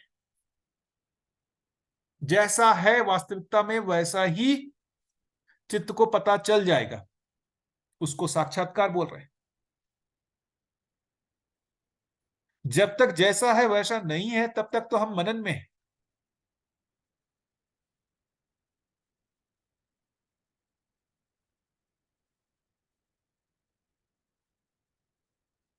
चित्त का बहुत, ये जो कह रहे हैं ना, सबसे लंबा जो समय लगना है मुझे लगता है यही लगना है। चित्त में सही के जो वस्तु है उसकी कंटिन्यूटी को बनाने के लिए ये गहरा अभ्यास करना पड़ेगा, क्योंकि चित्त तक जो है वो पुराना अभ्यास हुआ हुआ है। ये बार बार पलटेगा और बार बार अपने को पलटना पड़ेगा, पुराना अभ्यास करना, पुराने अभ्यास की जगह नए अभ्यास का जो है वो नई वस्तु का अभ्यास कराना पड़ेगा, वो लंबा समय लेगा। इसमें आप लोगों का क्या सोचना है बताइए। साक्षात्कार तो फाइनल चीज जैसा हो गया, उससे पहले जो करना है वही करना है। और उसके वही तो वास्ते उसके वास्ते यानी कि हाँ, बस यही श्रवण और मनन की बात हुई। बहुत अच्छा बड़ा है। काम है श्रवण और मनन, बहुत बड़ा यह काम, श्रवण करना साक्षात मनन करना। साक्षात्कार साक्षात्कार जब होगा तब रूप गुण स्वभाव धर्म चारों चीज पता चलेगी तो साक्षात्कार होगा। ये साक्षात्कार का जो मेरे को अनुमान साक्षात्कार होने बनता के लिए है अविभाज्यता। हाँ, वो जैसे बोलिए। आप एक ही वस्तु पे अलग अलग दिशा कोण से आप जो है शोध कर रहे हैं, अलग अलग दिशा कोण से, क्योंकि अलग अलग हर बहुत देखेंगे एक ही चीज को बाबा जी अलग अलग एंगल से दिखाने की कोशिश कर रहे हैं। तो हो सकता है कि एक दिशा से आपको सही दिख गया है, दूसरी दिशा से सही नहीं दिखा है। तो साक्षात्कार एक लंबा प्रोसेस है। जब आपको वो पूर्णता से वो पूरी तरीके से नहीं दिख जाता है हर एंगल से, तब तक उसका करते रहना पड़ेगा। एक एंगल से आपको दिखने लगा है लेकिन दूसरे एंगल से नहीं दिख रहा है। मैं जो बोल रहा हूँ कि साक्षात्कार में रूप गुण स्वभाव धर्म चारों दिखेंगे अपने को किसी भी वस्तु के। वास्तविकता जो है, जो जैसी है वैसी देखने के लिए रूप गुण स्वभाव धर्म चारों जब तक अपने को नहीं पकड़ में आएंगे जब तक साक्षात्कार होगा नहीं। साक्षात्कार में रूप गुण स्वभाव धर्म की अविभाज्यता तो मिली हुई है। जैसे स्थिति गति अविभाज्य है वैसे ही साक्षात्कार के लिए रूप गुण स्वभाव धर्म अविभाज्य है। भैया देखिए, उसमें बहुत सारी चीजें हैं। बोलते हैं जैसे मान लीजिए जीवन का साक्षात्कार होगा कि नहीं होगा, तो जीवन का होगा साक्षात्कार या नहीं होगा, नहीं, एक मिनट धीरे मैं धीरे वही बोल चलते रहा हैं हूँ, तो जीवन का अपन। साक्षात्कार होने एक का। मिनट अपन पहले अपन ये जो रूप गुण स्वभाव धर्म अविभाज्यता है, इसका आप क्या मतलब निकाल रहे हो? नहीं नहीं भैया, वही चुने, अभी अपन दूसरे डिस्कशन में चले जाएंगे, है ना। नहीं, अपन मैं दूसरे फिर की से नहीं वही बात बात कर कर रहा रहा हूँ। हूँ अभी, एक मिनट, अभी आप साक्षात्कार जो होने की बात कर रहे हैं, उस साक्षात्कार का प्रोसेस पे अगर नहीं डिस्कस करना है तो ठीक है। अगर उसको करना है तो वो प्रोसेस क्या है, साक्षात्कार होता क्या है, होगा कैसे, किस किस वस्तु का धीरे धीरे क्रम से साक्षात्कार होगा, वो अपन डिस्कस करना है तो कर सकते हैं, नहीं करना है तो ठीक है, कोई इश्यू नहीं है। है ना। अभी अपन भैया पहले जो है समझ ले, सभी लोग साक्षात्कार तो बाद की बात करेंगे, है ना। साक्षात्कार जो है अभी सिर्फ हम अनुमान कर सकते हैं, क्योंकि अभी हम जो है मनन में भी अच्छे से प्रवेश नहीं किए। तो साक्षात्कार पे, अवधारणा पे, अनुभव पे हम अभी बहुत जो है ना सटीकता से बात नहीं कर पाएंगे। ये अपने लोग को पहचानना पड़ेगा। वो सिर्फ जो है तर्क होगा, उसमें अपन कुछ निकाल नहीं पाएंगे। अपने को श्रवण मनन पे ही ज्यादा फोकस करना पड़ेगा। पर भैया एक बात तो है जो आनंद भैया कह रहे हैं कि वो जो अविभाज्यता में अपने पास साक्षात्कार आए अल्टीमेटली, मैंने पहले भी कहा कि वो तो अल्टीमेट थिंग है अपने वास्ते, परंतु उसके वास्ते मनन किस तरह का होना चाहिए या श्रवण में क्या किस तरह का होना चाहिए, क्या प्रोसेस या तो किस तरह से वो अच्छी तरह से हो सकता है, उसको उस पर तो अपन चर्चा करना ही होगा ना। हाँ भैया, जैसे बार बार कह रहे हैं ना जैसे कि अविभाज्यता क्या है वो मुझे तो इतना समझ में नहीं आ रहा कि वो कैसे एकदम होगा। ठीक है वो दूर की बात है, परंतु अभी अपन अपना जो शॉर्ट टर्म गोल है यानी कि इमीडिएट गोल है वो तो है श्रवण और मनन। पर वो मनन किस तरह से कहा जाए कि अल्टीमेटली वो उस जगह ले जाए अपने को, दिशा। जैसे बार बार जो है, जैसे एक मनन का एक क्या चीज हो सकता है कि जैसे बार बार अपन बार बार देख रहे हैं ना कि हमारा जो जीने का, हम बार बार सही वस्तु आया न्याय की जगह क्यों जो है बार बार जो है ये जो इंद्रिय मूलक आस्वादन की तरफ बार बार हमारा प्रवृत्ति क्यों चला जाए। तो इसमें बार बार ये लगता है कि जीवन वस्तु के रूप में हमारे चित्रण में आया है, लेकिन उस पे पूरी तरीके से दृढ़ता नहीं बनी है कि मैं जीवन ही हूं, मैं जीवन ही हूं, इस पे पूरी तरीके से दृढ़ता नहीं बनी है। जो स्वयं में विश्वास होना है कि मैं जीवन ही हूं, क्योंकि हमारा जीना यदि इंद्रिय मूलक मतलब विधि से हो रहा है तो मेरे अनुमान में आया है, चित्त के चित्रण में वो अनुमान के रूप में आया है। उसमें स्थिरता इसलिए नहीं है क्योंकि जीवन का ज्ञान नहीं हुआ। अरे तो ये एक मिनट, हाँ, तो ये बार बार जो अपने विश्लेषण होगा कि बार बार जो है ये क्यों नहीं मेरा जो है जीवन मूलक हो पा रहा है। जो बार बार एक होता है ना कि शरीर मूलक विधि से जीना या जीवन मूलक विधि से जीना, तो बार बार ऐसा क्यों लग रहा है कि मैं जो है शरीर मूलक विधि में चला जा रहा हूँ। तो बार बार ये देखना कि जीवन जो है हमारे चित्रण में अनुमान में आया है ना, वो हमारा जो स्वत्व नहीं बना है, मतलब हमारा उस पर पूर्ण विश्वास नहीं हुआ है कि मैं जीवन ही हूं। तो हम बार बार जब इसका अभ्यास करा रहे हैं कि मैं जीवन मूलक विधि से जीने का अभ्यास करूंगा, मैं जीवन मूलक विधि से जीने का, जीवन मूलक विधि से जीने का अभ्यास का मतलब हुआ वृत्ति में जब भी विश्लेषण हो रहा है तो ये जीवन जैसी वस्तु भी उसके हमेशा रहे कंटेंट में। तो जब जीवन का कंटेंट उसमें रहेगा मतलब वो न्याय दृष्टि प्रधान होगा। तो जो जीवन की अनुमान को हम जितना प्रगाढ़ बनाते जाएंगे वृत्ति में, उतना ही उसका विश्लेषण होगा न्याय दृष्टि का, न्याय दृष्टि उतनी डेवलप होगी। तो अब ये समझने की बात है ना, कि ये बार बार होने के बाद भी जो नहीं हो रहा है, तो अपने में ये जिज्ञासा होना कि जीवन को समझे बिना अब हमसे जीना नहीं बनेगा। ये एक जो अपने में तीव्र इच्छा होना कि जीवन को समझे बिना अब हमसे जीना नहीं बनेगा, क्योंकि मैं करने की कोशिश कर रहा हूं मात्र मेरे अनुमान से नहीं हो रहा है। तो जीवन को पहचानना ही होगा, उसको पहचाने बिना जो है जो मैं जीवन मूलक विधि से जीना चाह रहा हूं वो नहीं हो रहा है। तो ये जीवन एक वस्तु हो गई जिसका अपन मनन कर सकते हैं।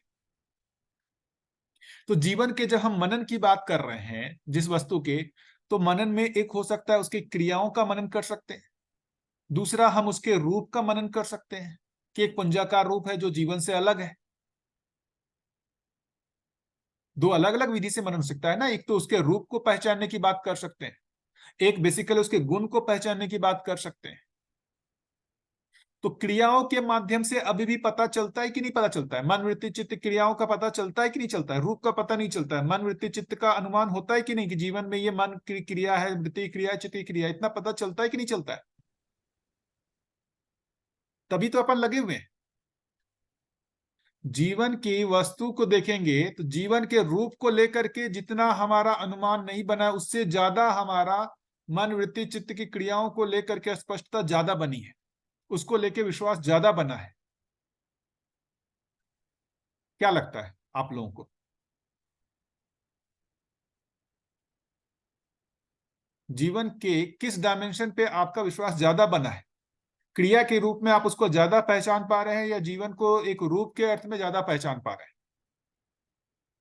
रूप का तो कभी ख्याल ही नहीं आया। पुंजाकार भी वो तो स्पीड के कारण पुंजाकार गिनना है, बाकी तो कोई वो रूप नहीं है उसका। रूप भी नहीं है, मेन क्रिया ही है ना। हाँ, वो क्रिया है, और क्रिया इतनी फास्ट है कि उसको पुंजाकार का रूप दिया, क्या इस तरह समझा है बाबा जी ने। बाकी उसका रूप तो पुंजाकार में नहीं है ना। मैं वही कर रहा हूँ, तो जीवन पुंजाकार रूप भी एक है, वो भी कहा है, लेकिन हमारा मैं मनन पूछता मनन हूँ की तो कि मेन। मैं यानी कितना छोटा हूँ यानी, परंतु अभी मैं सोचा था आकाश की तरफ देखकर कि वो जीवन की तरह से, पर मैं कहीं पर भी फैल सकता हूँ, और वो कितना छोटा है हम कल्पना में भी नहीं आ सकता जो जीवन के बारे में सोचे। तो वो सोचना ही है, बस अनुमान ही कर रहे हैं हम।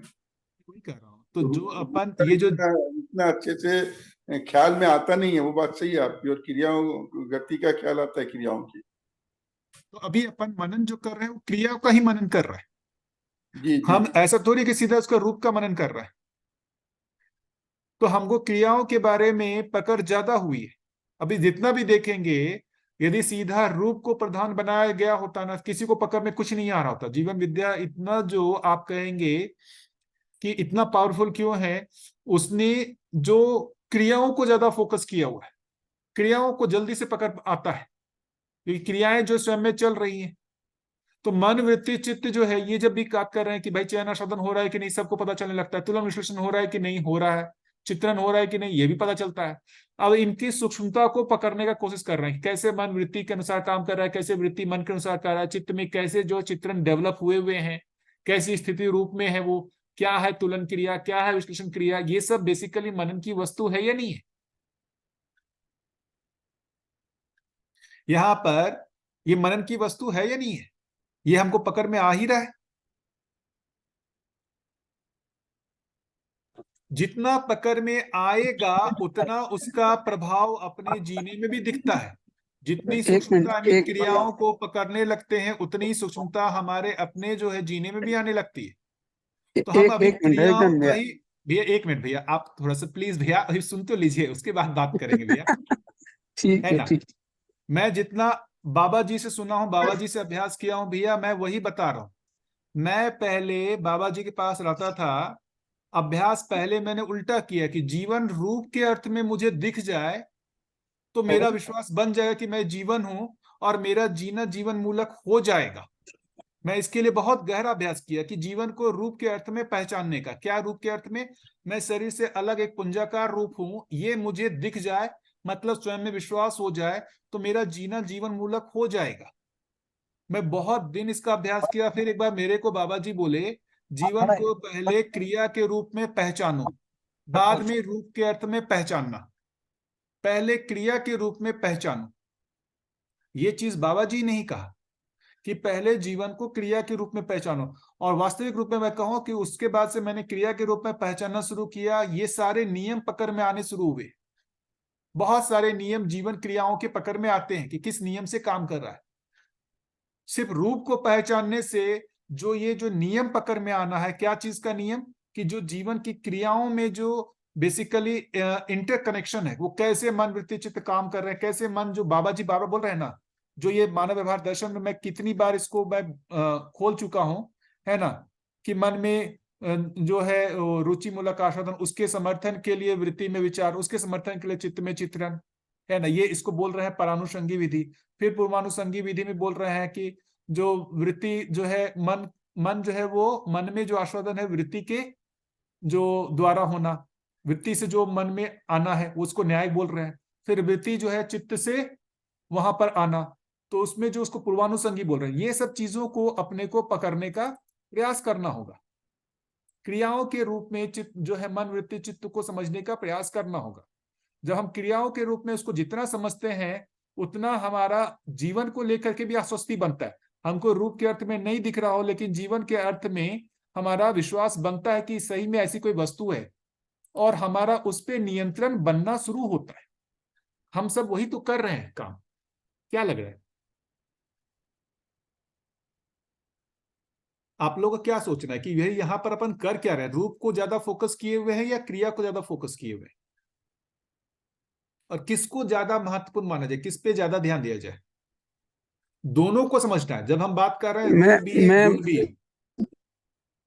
भैया मैं मेरा बता सकता हूँ कि रूप और क्रिया दोनों बहुत स्पष्ट से दिखने की प्रक्रिया में, मैं अपनी जगह पे मैं बता रहा हूँ मेरा, आप अपना बता सकते हैं कि ये जो रुचि मूलक जो भी चीजें होती है, रुचि मूलक भी इंद्रिय मूलक जो होना है वो भी मानव का एक भाग है, और उसके साथ साथ जो वो वरीयता में नहीं है लेकिन मूल्य मूलक जो है वो ज्यादा वरीयता में है।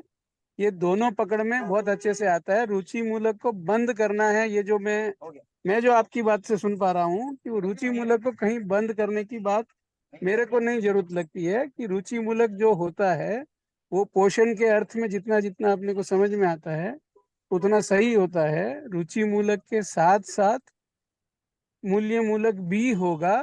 मूल्य मूलक होने का मतलब रुचि मूलक बंद हो जाएगा, ऐसा मेरे को नहीं लगता है। ठीक भैया, ये यहाँ पर फिर से मैं भैया की बात का उत्तर दे रहा हूँ। यहाँ रुचि मूलक आस्वादन को बंद करने की बात नहीं हो रही है। जो रुचि मूलक आस्वादन इंद्रियों से जो जुड़ा हुआ है, शब्द स्पर्श रूप रस गंध, वो इंद्रिया बेसिकली शरीर के स्वास्थ्य के लिए जो है पहचानने के रूप में वो जीवन में हो सकती है।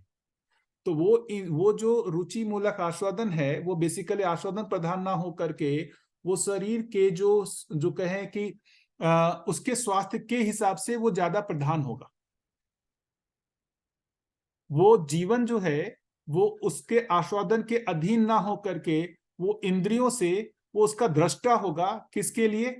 वो शरीर के जो भी उसके कहे स्वास्थ्य के लिए दृष्टा के हिसाब से होगा।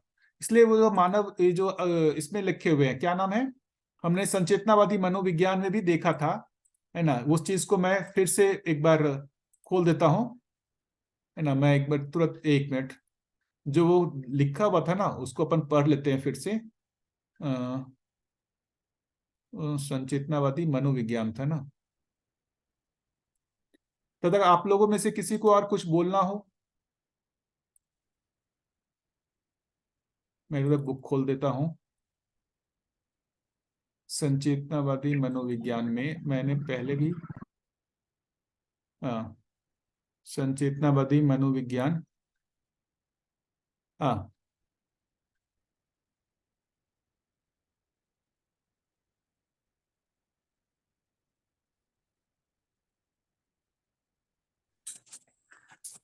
हाँ जी, नमस्ते सभी को। नमस्ते। भैया आपकी ये बात हमें बहुत बढ़िया अच्छी लगती है। और आपने जो बताया ना कि एक ही तरीका है बार बार बाबा को सुनना, तो या पढ़ना या पठन या कुछ भी, ये यही रास्ता सही है। क्योंकि हम बाबा से जुड़े हैं, तो मैं मेरी बात करूँ ना, तो मैं 88 से स्पिरिचुअल में आया, ओशो को सुना, ओशो का संन्यास लिया, ओशो के आश्रम में रह रहा हूँ, जय कृष्णमूर्ति को पढ़ा है, सुना है। और यहाँ जो ब्रह्म वेदांत जी एनलाइटन थे, जो गुरुजी के मार्ग से जागृत हुए थे, उनके साथ 15 साल जिया हूँ। तो अभी हम जो सुनते हैं ना, तो मगज में खिचड़ी हो जाती है जो सुना है आज तक।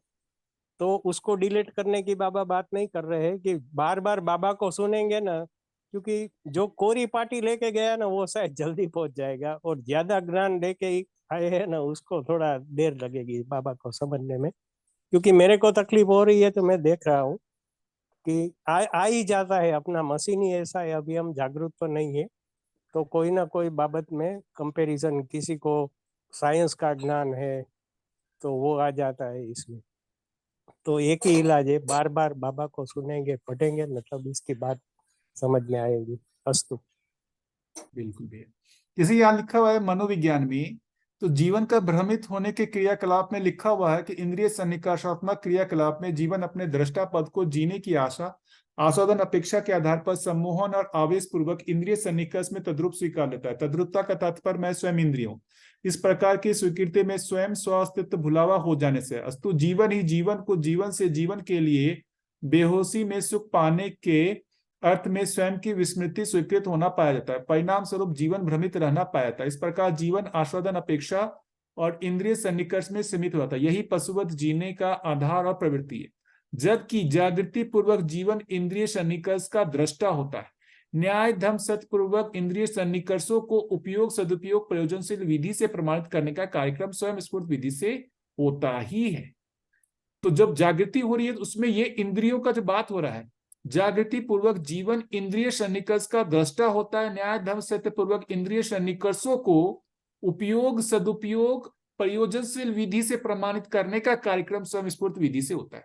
उसको खत्म करने की बात नहीं हो रही है, उसको क्या करने की बात हो रही है, उसके प्रयोजन को पहचानने की बात हो रही है। तो ये कोई नहीं कर रहा है कि यहाँ पर जो है उसको खत्म करने की बात हो रही है, उसके उपयोग, सदुपयोग को पहचानने की बात हो रही है। तो जागृत होने के बाद वो इंद्रिय सन्निकर्ष का क्या उपयोगिता, सदुपयोगिता है, ये भी पता चलता है ना। जब तक वो पता नहीं चलता है, तब तक जो पहले की स्थिति बता दिए हैं कि वो क्या होता है, इंद्रिय सन्निकर्ष में ही वो सुख ढूंढता रहता है, उसी का ही पराधीनता उसको कर रहे हैं। इंद्रिय सन्निकर्ष में क्या मतलब हुआ, तो शब्द, स्पर्श, रूप, रस, गंध जो है ना, यही हमारे सुख का स्रोत है। वो सुख का स्रोत ना होकर के उनका एक निश्चित प्रयोजन है, उस निश्चित प्रयोजन को पहचान करके, है ना, उसमें ही उसको नियोजित करना। तो शब्द, स्पर्श, रूप, रस, गंध को खत्म करने की बात नहीं हो रही है, उसके निश्चित प्रयोजन को पहचान करके वहां पर उसको नियोजित करने की बात हो रही है। ठीक है भैया, है ना।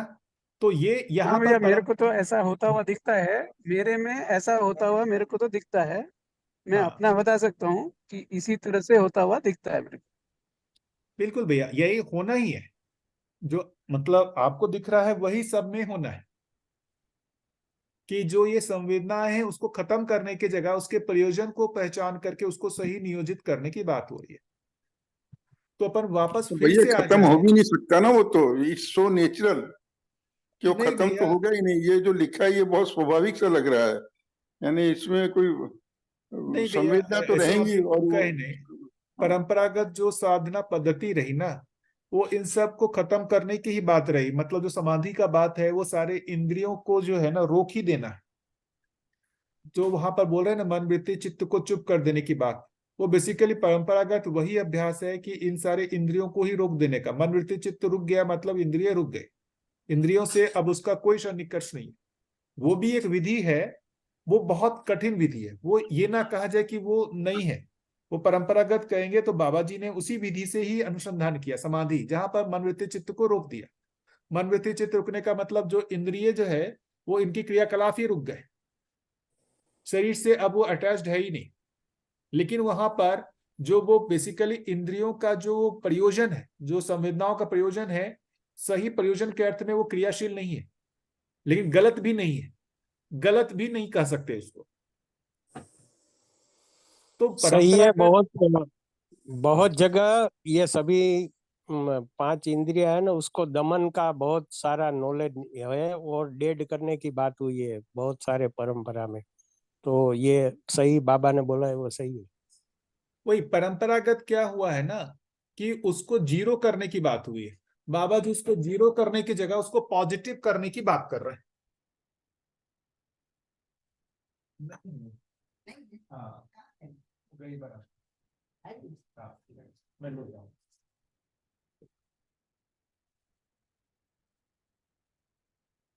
बाबा जी वही कर रहे हैं कि वो जो मतलब परंपरागत जो साधना पद्धति रही वो बहुत ही कठिन है ना, और सबके लिए जो है ना पॉसिबल नहीं है।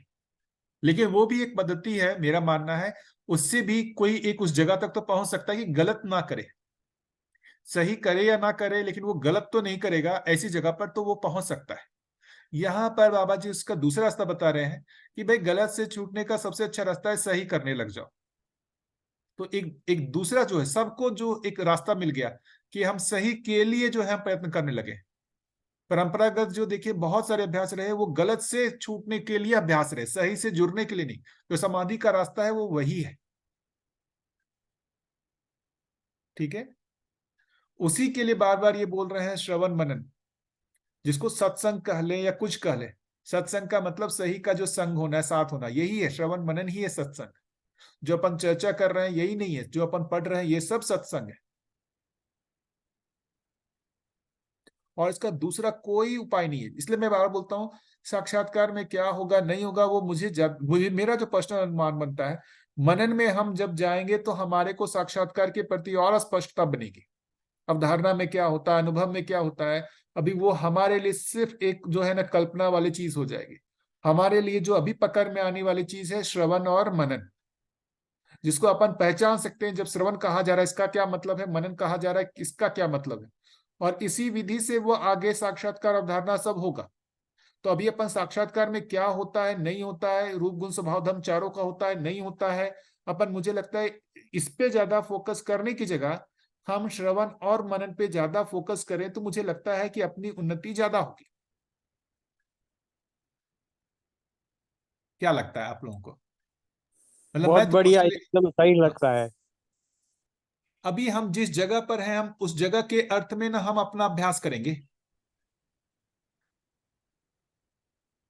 हाँ भैया, पहले तो लग रहा है कि सारा कंटेंट अच्छे से याद हो जाए, कि पता तो चले कि किस समय क्या करना है या किस समय क्या गलती हो रही है।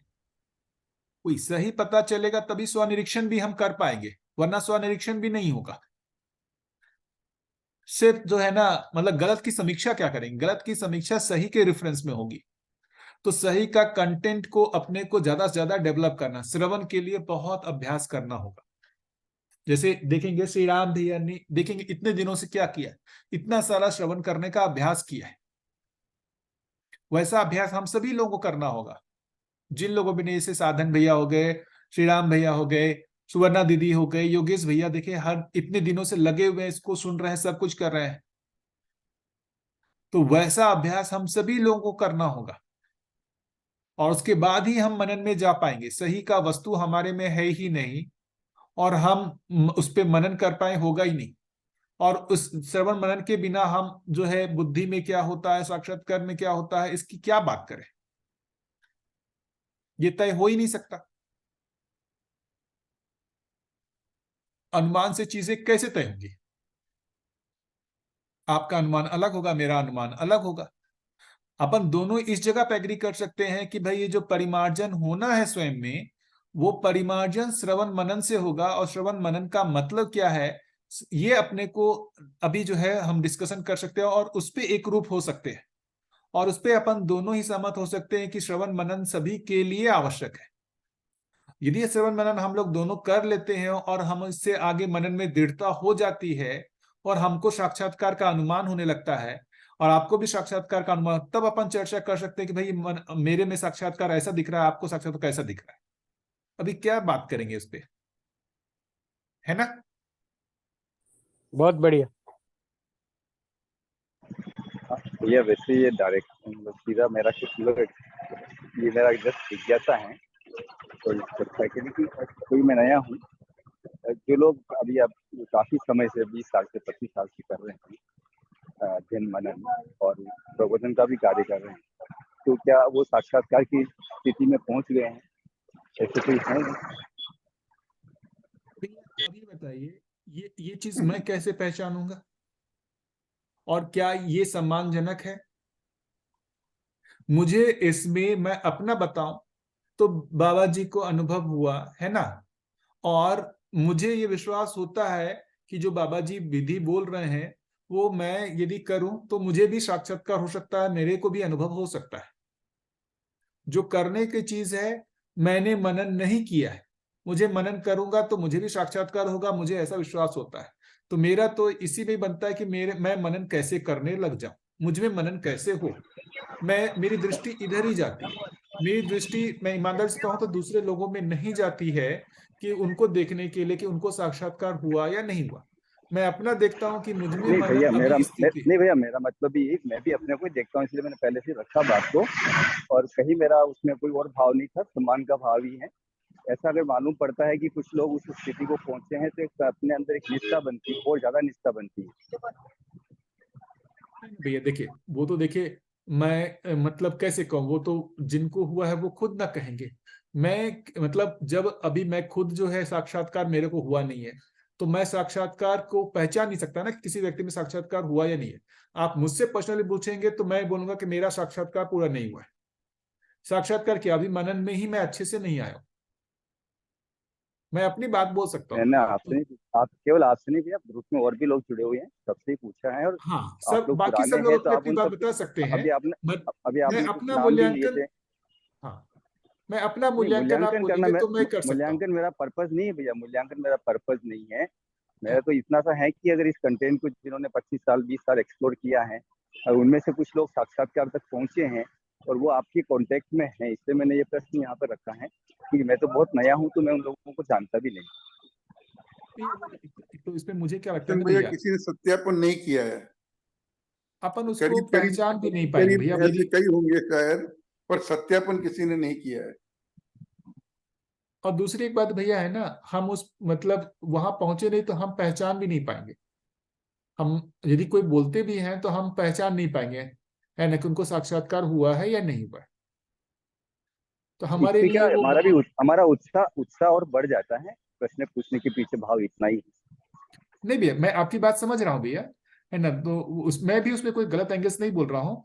लेकिन मेरा अपना मैं बताऊं भैया, कि जो महत्वपूर्ण काम है ना, वो बेसिकली श्रवण मनन जो है ना, वो होने से अपने आप उत्साह बनता है।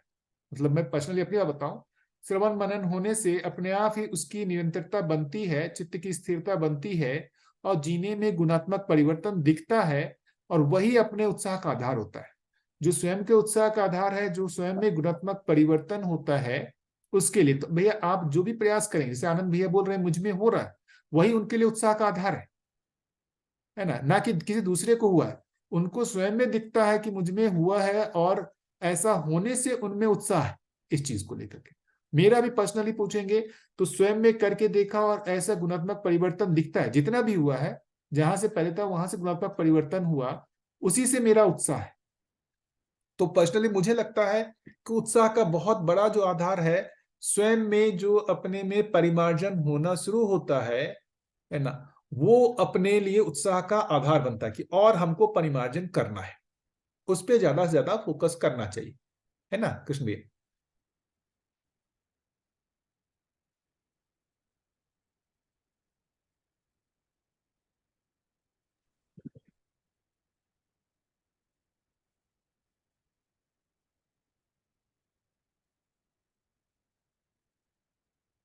इसलिए मतलब मेरा आज का बताने का यही पर्पस था कि जो अभी चित्त में भ्रम हुआ है ना, भ्रमित चित्रण बना हुआ है, वो भी पुराने अभ्यास से ही बना हुआ है। और वो जो सही चित्रण होना है वो भी अभ्यास से ही होगा। अभ्यास का बहुत बड़ा महत्व है। कोई भी चीज झटके में नहीं होने वाला है कि ये सारा भ्रम एक झटके में बदला। साक्षात्कार कोई एक घटना है, जो एक घटना होगी और उससे मेरे पूरे भ्रमित जो चित्रण है वो सही चित्रण में बदल जाएंगे, ऐसा नहीं होगा। वो स्नेह स्नेह ही होगा, है ना, मतलब क्रम से ही वो गुणात्मक परिवर्तन होगा। तो जितना आप गहराई से उसका अभ्यास करेंगे, उतना ही उसमें परिमार्जन होगा।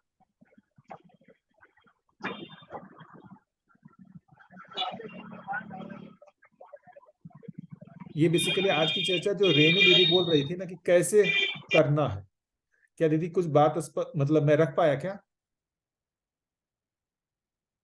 हाँ जी भैया, एक तो ये डेफिनेटली है ही है कि पूरा कंटेंट चला जाए। और अभी भी जो थोड़ा बहुत हम श्रवण के आधार पे जितना कर पा रहे हैं, तो जो हमारे में चेंज आ रहा है उससे भी एक उत्साह तो लगातार बना हुआ है, इसमें कोई दो राय नहीं है। और दूसरी एक बात और भी है कि जैसे परिचय शिविर की रिकॉर्डिंग्स जिनकी हम देखते हैं, तो जो प्रबोधक हैं उन लोगों का जो शिष्टता और धैर्य जो हम देखते हैं, वो भी एक उत्साह बनाने का होता है कि इन्होंने सीखा है, इस तरीके से ये अब हुए हैं, तो एक राह तो है कि हम ऑब्वियसली जैसे बाबा जी ने बोला है कि सही को देख करके ही हम उनका अनुकरण करना चाहेंगे। तो सही का एग्जाम्पल देने के लिए लोग बाग मौजूद हैं हमारे सामने।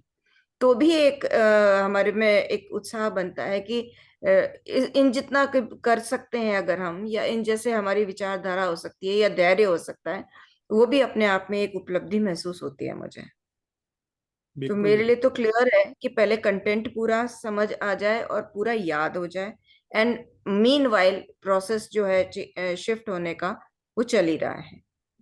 बिल्कुल उसी को ही कलेक्टिवली कह रहे हैं। आपने जो कहा विचार अभ्यास और व्यवहार अभ्यास, तो जो उसको पूरे श्रवण में लाने का है वो विचार अभ्यास है। उसके साथ साथ मन को प्रत्यावर्तित करने का जो अभ्यास कर रहे हैं उसको बोल रहे हैं व्यवहार अभ्यास। जो उसके लिए भी देखेंगे, जो एक दो विधि बताए हैं अनुभव संपन्न, एक अनुसंधान विधि जो बाबा जी ने किया, दूसरा जिसको बोल रहे हैं अनुसरण अनुकरण अध्ययन विधि, जिसमें बोल रहे हैं न्यायपूर्ण व्यवहार का अनुकरण अथवा अनुसरण करना, समाधानपूर्ण धर्मपूर्ण विचार में प्रवृत्त होना रहना। तो ये जो पहले बोल रहे हैं ना, न्यायपूर्ण व्यवहार का अनुकरण अथवा अनुसरण करना, ये बोल रहे हैं व्यवहार अभ्यास, असमाधानपूर्ण विचार में प्रवृत्त होना रहना ये विचार अभ्यास बोल रहे हैं। ये दोनों अभ्यास को बोल रहे हैं निरंतर करने की जरूरत है।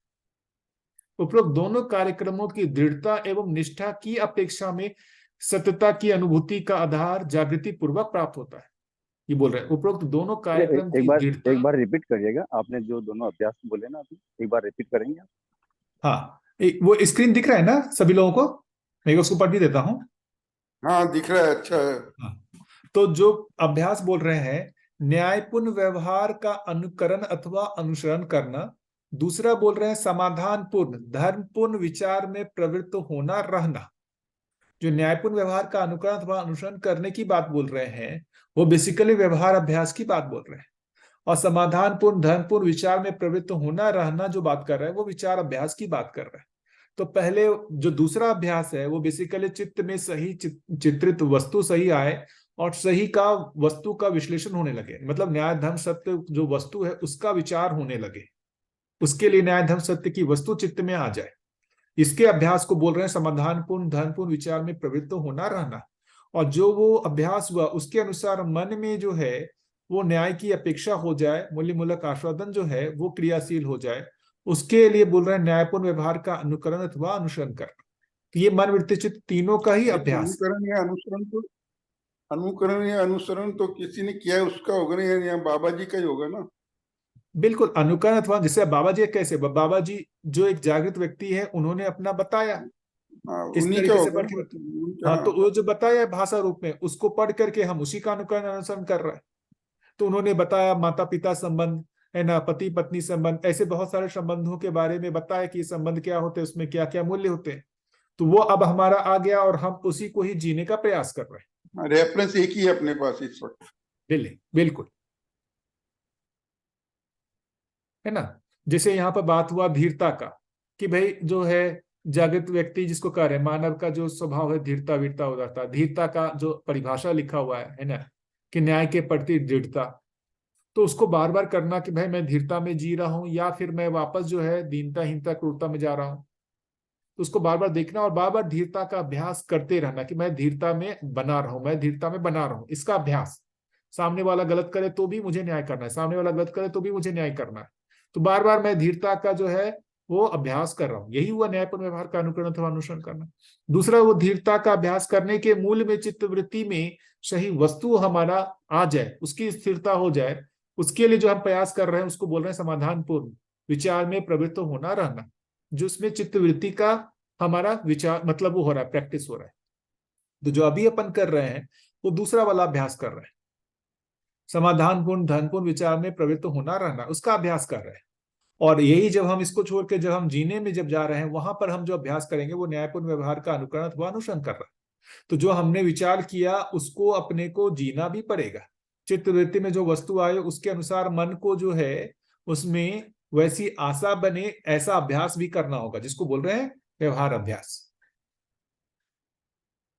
ये दोनों जो है एक देखिए ना, एकदम ये विधिवत अभ्यास करना होगा और इसकी दृढ़ता और निष्ठा की अपेक्षा में ही सत्यता की अनुभूति का अधिकार जागृति पूर्वक प्राप्त होता है। और इसमें फिर आगे लिख रहे हैं कि मन जब वृत्ति का संकेत ग्रहण करने योग्य होता है तब क्या होता है, जब वृत्ति चित्त का संकेत ग्रहण करने योग्य होता है तब क्या होता है। तो मन वृत्ति का संकेत ग्रहण करने योग्य होने के लिए वृत्ति संकेत तो प्रसारित करे, वृत्ति संकेत प्रसारित ही नहीं करेगा तो ग्रहण किसे करेगा। मतलब वृत्ति न्याय धर्म सत्य का विचार ही नहीं करेगा तो मन में जो है न्याय का आस्वादन होगा कहां से। तो वृत्ति का संकेत मन को मिलना होगा तभी मन उसको ग्रहण करेगा। तो वृत्ति में न्याय धर्म सत्य का विचार हो, उसके लिए चित्त में न्याय धर्म सत्य वस्तु आए, उसके लिए श्रवण करना होगा। तो श्रवण एक बहुत बड़ा अभ्यास है जिसको अपने को दृढ़ता पूर्वक करना होगा। उसको ही अपन जितना अभ्यास करते करते दृढ़ बनाएंगे वो मनन में जाएगा।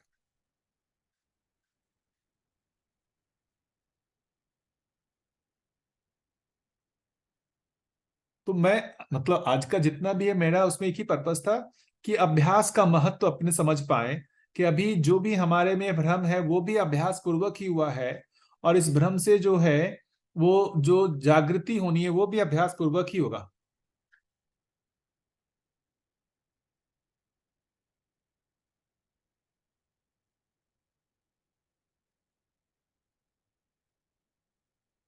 ठीक है,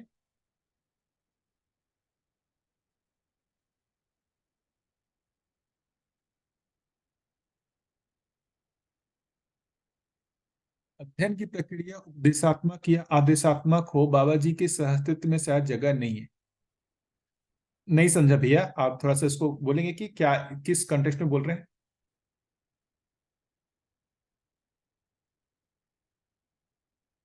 शेष राम भैया उन्होंने कुछ मैसेज किया है, अध्ययन की प्रक्रिया उपदेशात्मक या आदेशात्मक हो, बाबा जी के सहअस्तित्ववाद में शायद जगह नहीं है। तो ना तो भैया यहाँ कोई उपदेशात्मक हो रहा ना आदेशात्मक हो रहा है ना। मैं तो इतना ही बोल रहा हूं कि भाई श्रवण मनन जो है वो बाबा जी ही बोल रहे हैं अभ्यास की बात, कि श्रवण मनन पूर्वक ही जो है जागृति होती है ना। उसी की बात कर रहा हूं। तो मैं उसको ही बता रहा हूं कि श्रवण का मतलब क्या है, मनन का मतलब क्या है, या उसको फिर से जो भी कहें श्रवण मनन पूर्वक कहें, साक्षात्कार बोले, श्रवण मनन साक्षात्कार अवधारणा अनुभव। तो जो उन्होंने कहा है उसी अभ्यास की बात कर रहा हूं मैं। तो श्रवण कि जब बोल रहे हैं तो श्रवण अभ्यास का क्या मतलब है मैं उसको एक्सप्लेन कर रहा हूं, जब मनन अभ्यास का मतलब क्या है उसी को मैं बता रहा हूं। मैं अपनी तरफ से कुछ नहीं बोल रहा हूं। ठीक है भैया, शेषराम भैया।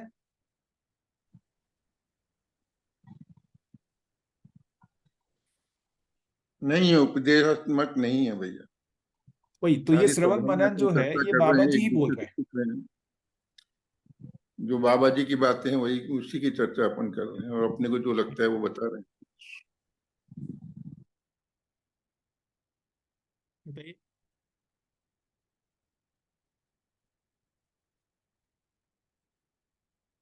कुल मिलाकर के यही तो करना है ना कि मन वृत्ति का संकेत ग्रहण करने लगे। ग्रहण क्यों नहीं कर रहा है, क्योंकि वृत्ति में वो वस्तु ही नहीं है ना। वृत्ति जो है न्याय धर्म सत्य का विचार ही नहीं कर रहा है तो संकेत कहां से ग्रहण करेगा। तो कुल मिला के न्याय धर्म सत्य का जो विचार होना है उसका अभ्यास, उसके लिए चित्त में वस्तु आना पड़ेगा, उसके लिए श्रवण करना होगा। तो ये बाबा जी ही बोल रहे हैं। पूरी पुस्तक को पढ़ो। मुझे तो ये पता है ना कि 2008 या 9 से ही बाबा जी ने जो है पूरी पुस्तक को पढ़ाने का विधिवत कार्यक्रम अछूटी से प्रारंभ किया। और बहुत जो है उस समय सुवर्णा दीदी, योगेश भैया लोग है ना, साधन भैया लोग, इन लोगों ने शुरुआत किया। और खुद भी, जैसे सुवर्णा दीदी बोलते कि हम लोग खुद भी तैयार नहीं थे, फिर भी बाबा जी ने जो हम पर दबाव बनाया कि इसको पढ़ाना ही है। और इस विधि से जो है आज के दिन देखिए कितनी बड़ी परंपरा बन गई, जहां पर सभी लोग इस पुस्तक को विधिवत पठन कर रहे हैं, है ना। ये ये मानव व्यवहार दर्शन का है दीदी। मानव व्यवहार दर्शन का आप देखेंगे, ये है चैप्टर नंबर 17, रहस्य मुक्ति जो चैप्टर है ये है रहस्य मुक्ति, अध्याय 17 मानव व्यवहार दर्शन का जो करंट वाला है। 17 नंबर, पेज नंबर 138 है दीदी। उसी में आगे देखेंगे ना तो आगे है। तो मेरा पर्पस होता है कि बार बार ये जो पुस्तक में चीजें दी हुई हैं उसको बार बार पढ़ने से ना, तो वो अपने में वो एक चिंता पता चलता है कि यार ये पुस्तक पढ़ने से काफी जो है नियम पकड़ में आते हैं। तो श्रवण पूर्वक कुछ चीजें क्लियर होने लगती हैं, है ना, उससे मनन के लिए दृढ़ता बनती है। तो हमको ये पूरे बुक को तो पढ़ना पड़ेगा, बाबा जी ने जितना भी लिखा है उसको पढ़ना तो पड़ेगा। एकदम सही है भैया। और ये एक और जस्ट आई ऐड कि it is in the form of a proposal for us to evaluate. कहीं पे भी वो जो निर्देश या ऐसा उपदेश वाला कहीं पे भी नहीं है। मैसेज इज वेरी क्लियर कि ये एज ए प्रपोजल आपको दिया जा रहा है और आप अपने एंड पे इसको इवेल्युएट करो। जैसे जैसे समझ में आए, जैसे जैसे जिज्ञासा बने, वैसे वैसे इसको पढ़ते जाओ। जितनी जिज्ञासा बने, बिल्कुल शोध करने का मन बनेगा। जितना शोध करेंगे उतना पकड़ में आएगा, जितना पकड़ में आएगा उतना आगे शोध करने का मन बनेगा। It is always in the proposal mode. ये तो बहुत ही बढ़िया एक इसका ब्यूटी है इस पूरे का।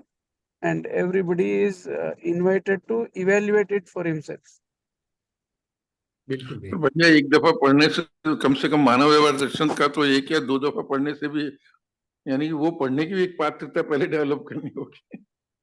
ये बार बार पढ़ने, जैसे मैंने अभी 2 दफा तो पूरा किया है, 3 दफा या 2 दफा, पर यानी कि वो परिचित लग रहा है, ये सब बताया, ये ख्याल में आया है सब, परंतु फिर भी यानी कि वो पढ़ते रहना होगा, और जितनी दफा और पढ़ते हैं उसके बाद ज्यादा क्लियर होता है, यानी कि पात्रता धीरे धीरे बढ़ तो रही है ना भैया, बिल्कुल जब तक नहीं होता तब तक बार बार इसको पढ़ते हैं तो नया चीज मिलता ही है ना। मैं तो 10-12 साल से पढ़ रहा हूँ, फिर से मुझे नया चीज मिलता है हर बार जो है। कई बार लगता है कि ये चीज पढ़ा है कि नहीं पहले तो पढ़ा आपने बताया तो यानी है ना। तो जब तक वह नहीं। नया भी मिलता है, और दूसरा वो बार बार पढ़ते हैं तो ही ध्यान जा पाता है एक एक चीज पे।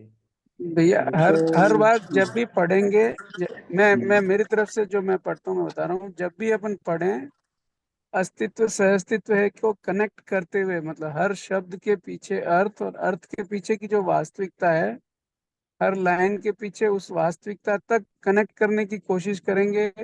फिर रुकेंगे, फिर वापस उसको कनेक्ट करेंगे, फिर पढ़ेंगे। तो पढ़ने की स्पीड ज्यादा होने से जगह पे क्वालिटेटिवली अगर अपन पढ़ेंगे तो मेरे को लगता है बहुत ही वो, मतलब वास्तविकता दिखने का जो जरिया है बहुत ही जबरदस्त है। और जितना वास्तविकता को ध्यान में रख के अपन बुक को पढ़ने की कोशिश करते हैं तो वास्तविकता का कल्पनाशीलता में आना जो होता है वो काफी अच्छा होता है।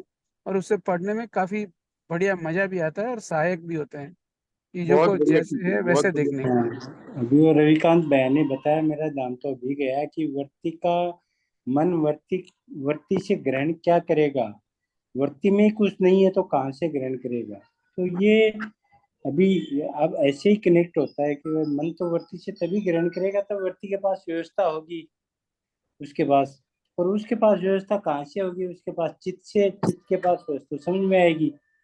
तो ऐसे कनेक्ट होता है कि भाई अब जैसे बोलचाल में तो कहते हैं वर्ती वर्ती के नहीं मानता मन, लेकिन वर्ती के पास कुछ बताने के लिए है ही नहीं तो मानेगा क्या। तो काफी कनेक्ट होता है एक एक लाइन में। और जैसे इस परस्परता में जुड़ते हैं इससे भी बहुत ज्यादा कनेक्ट होता है। बढ़िया।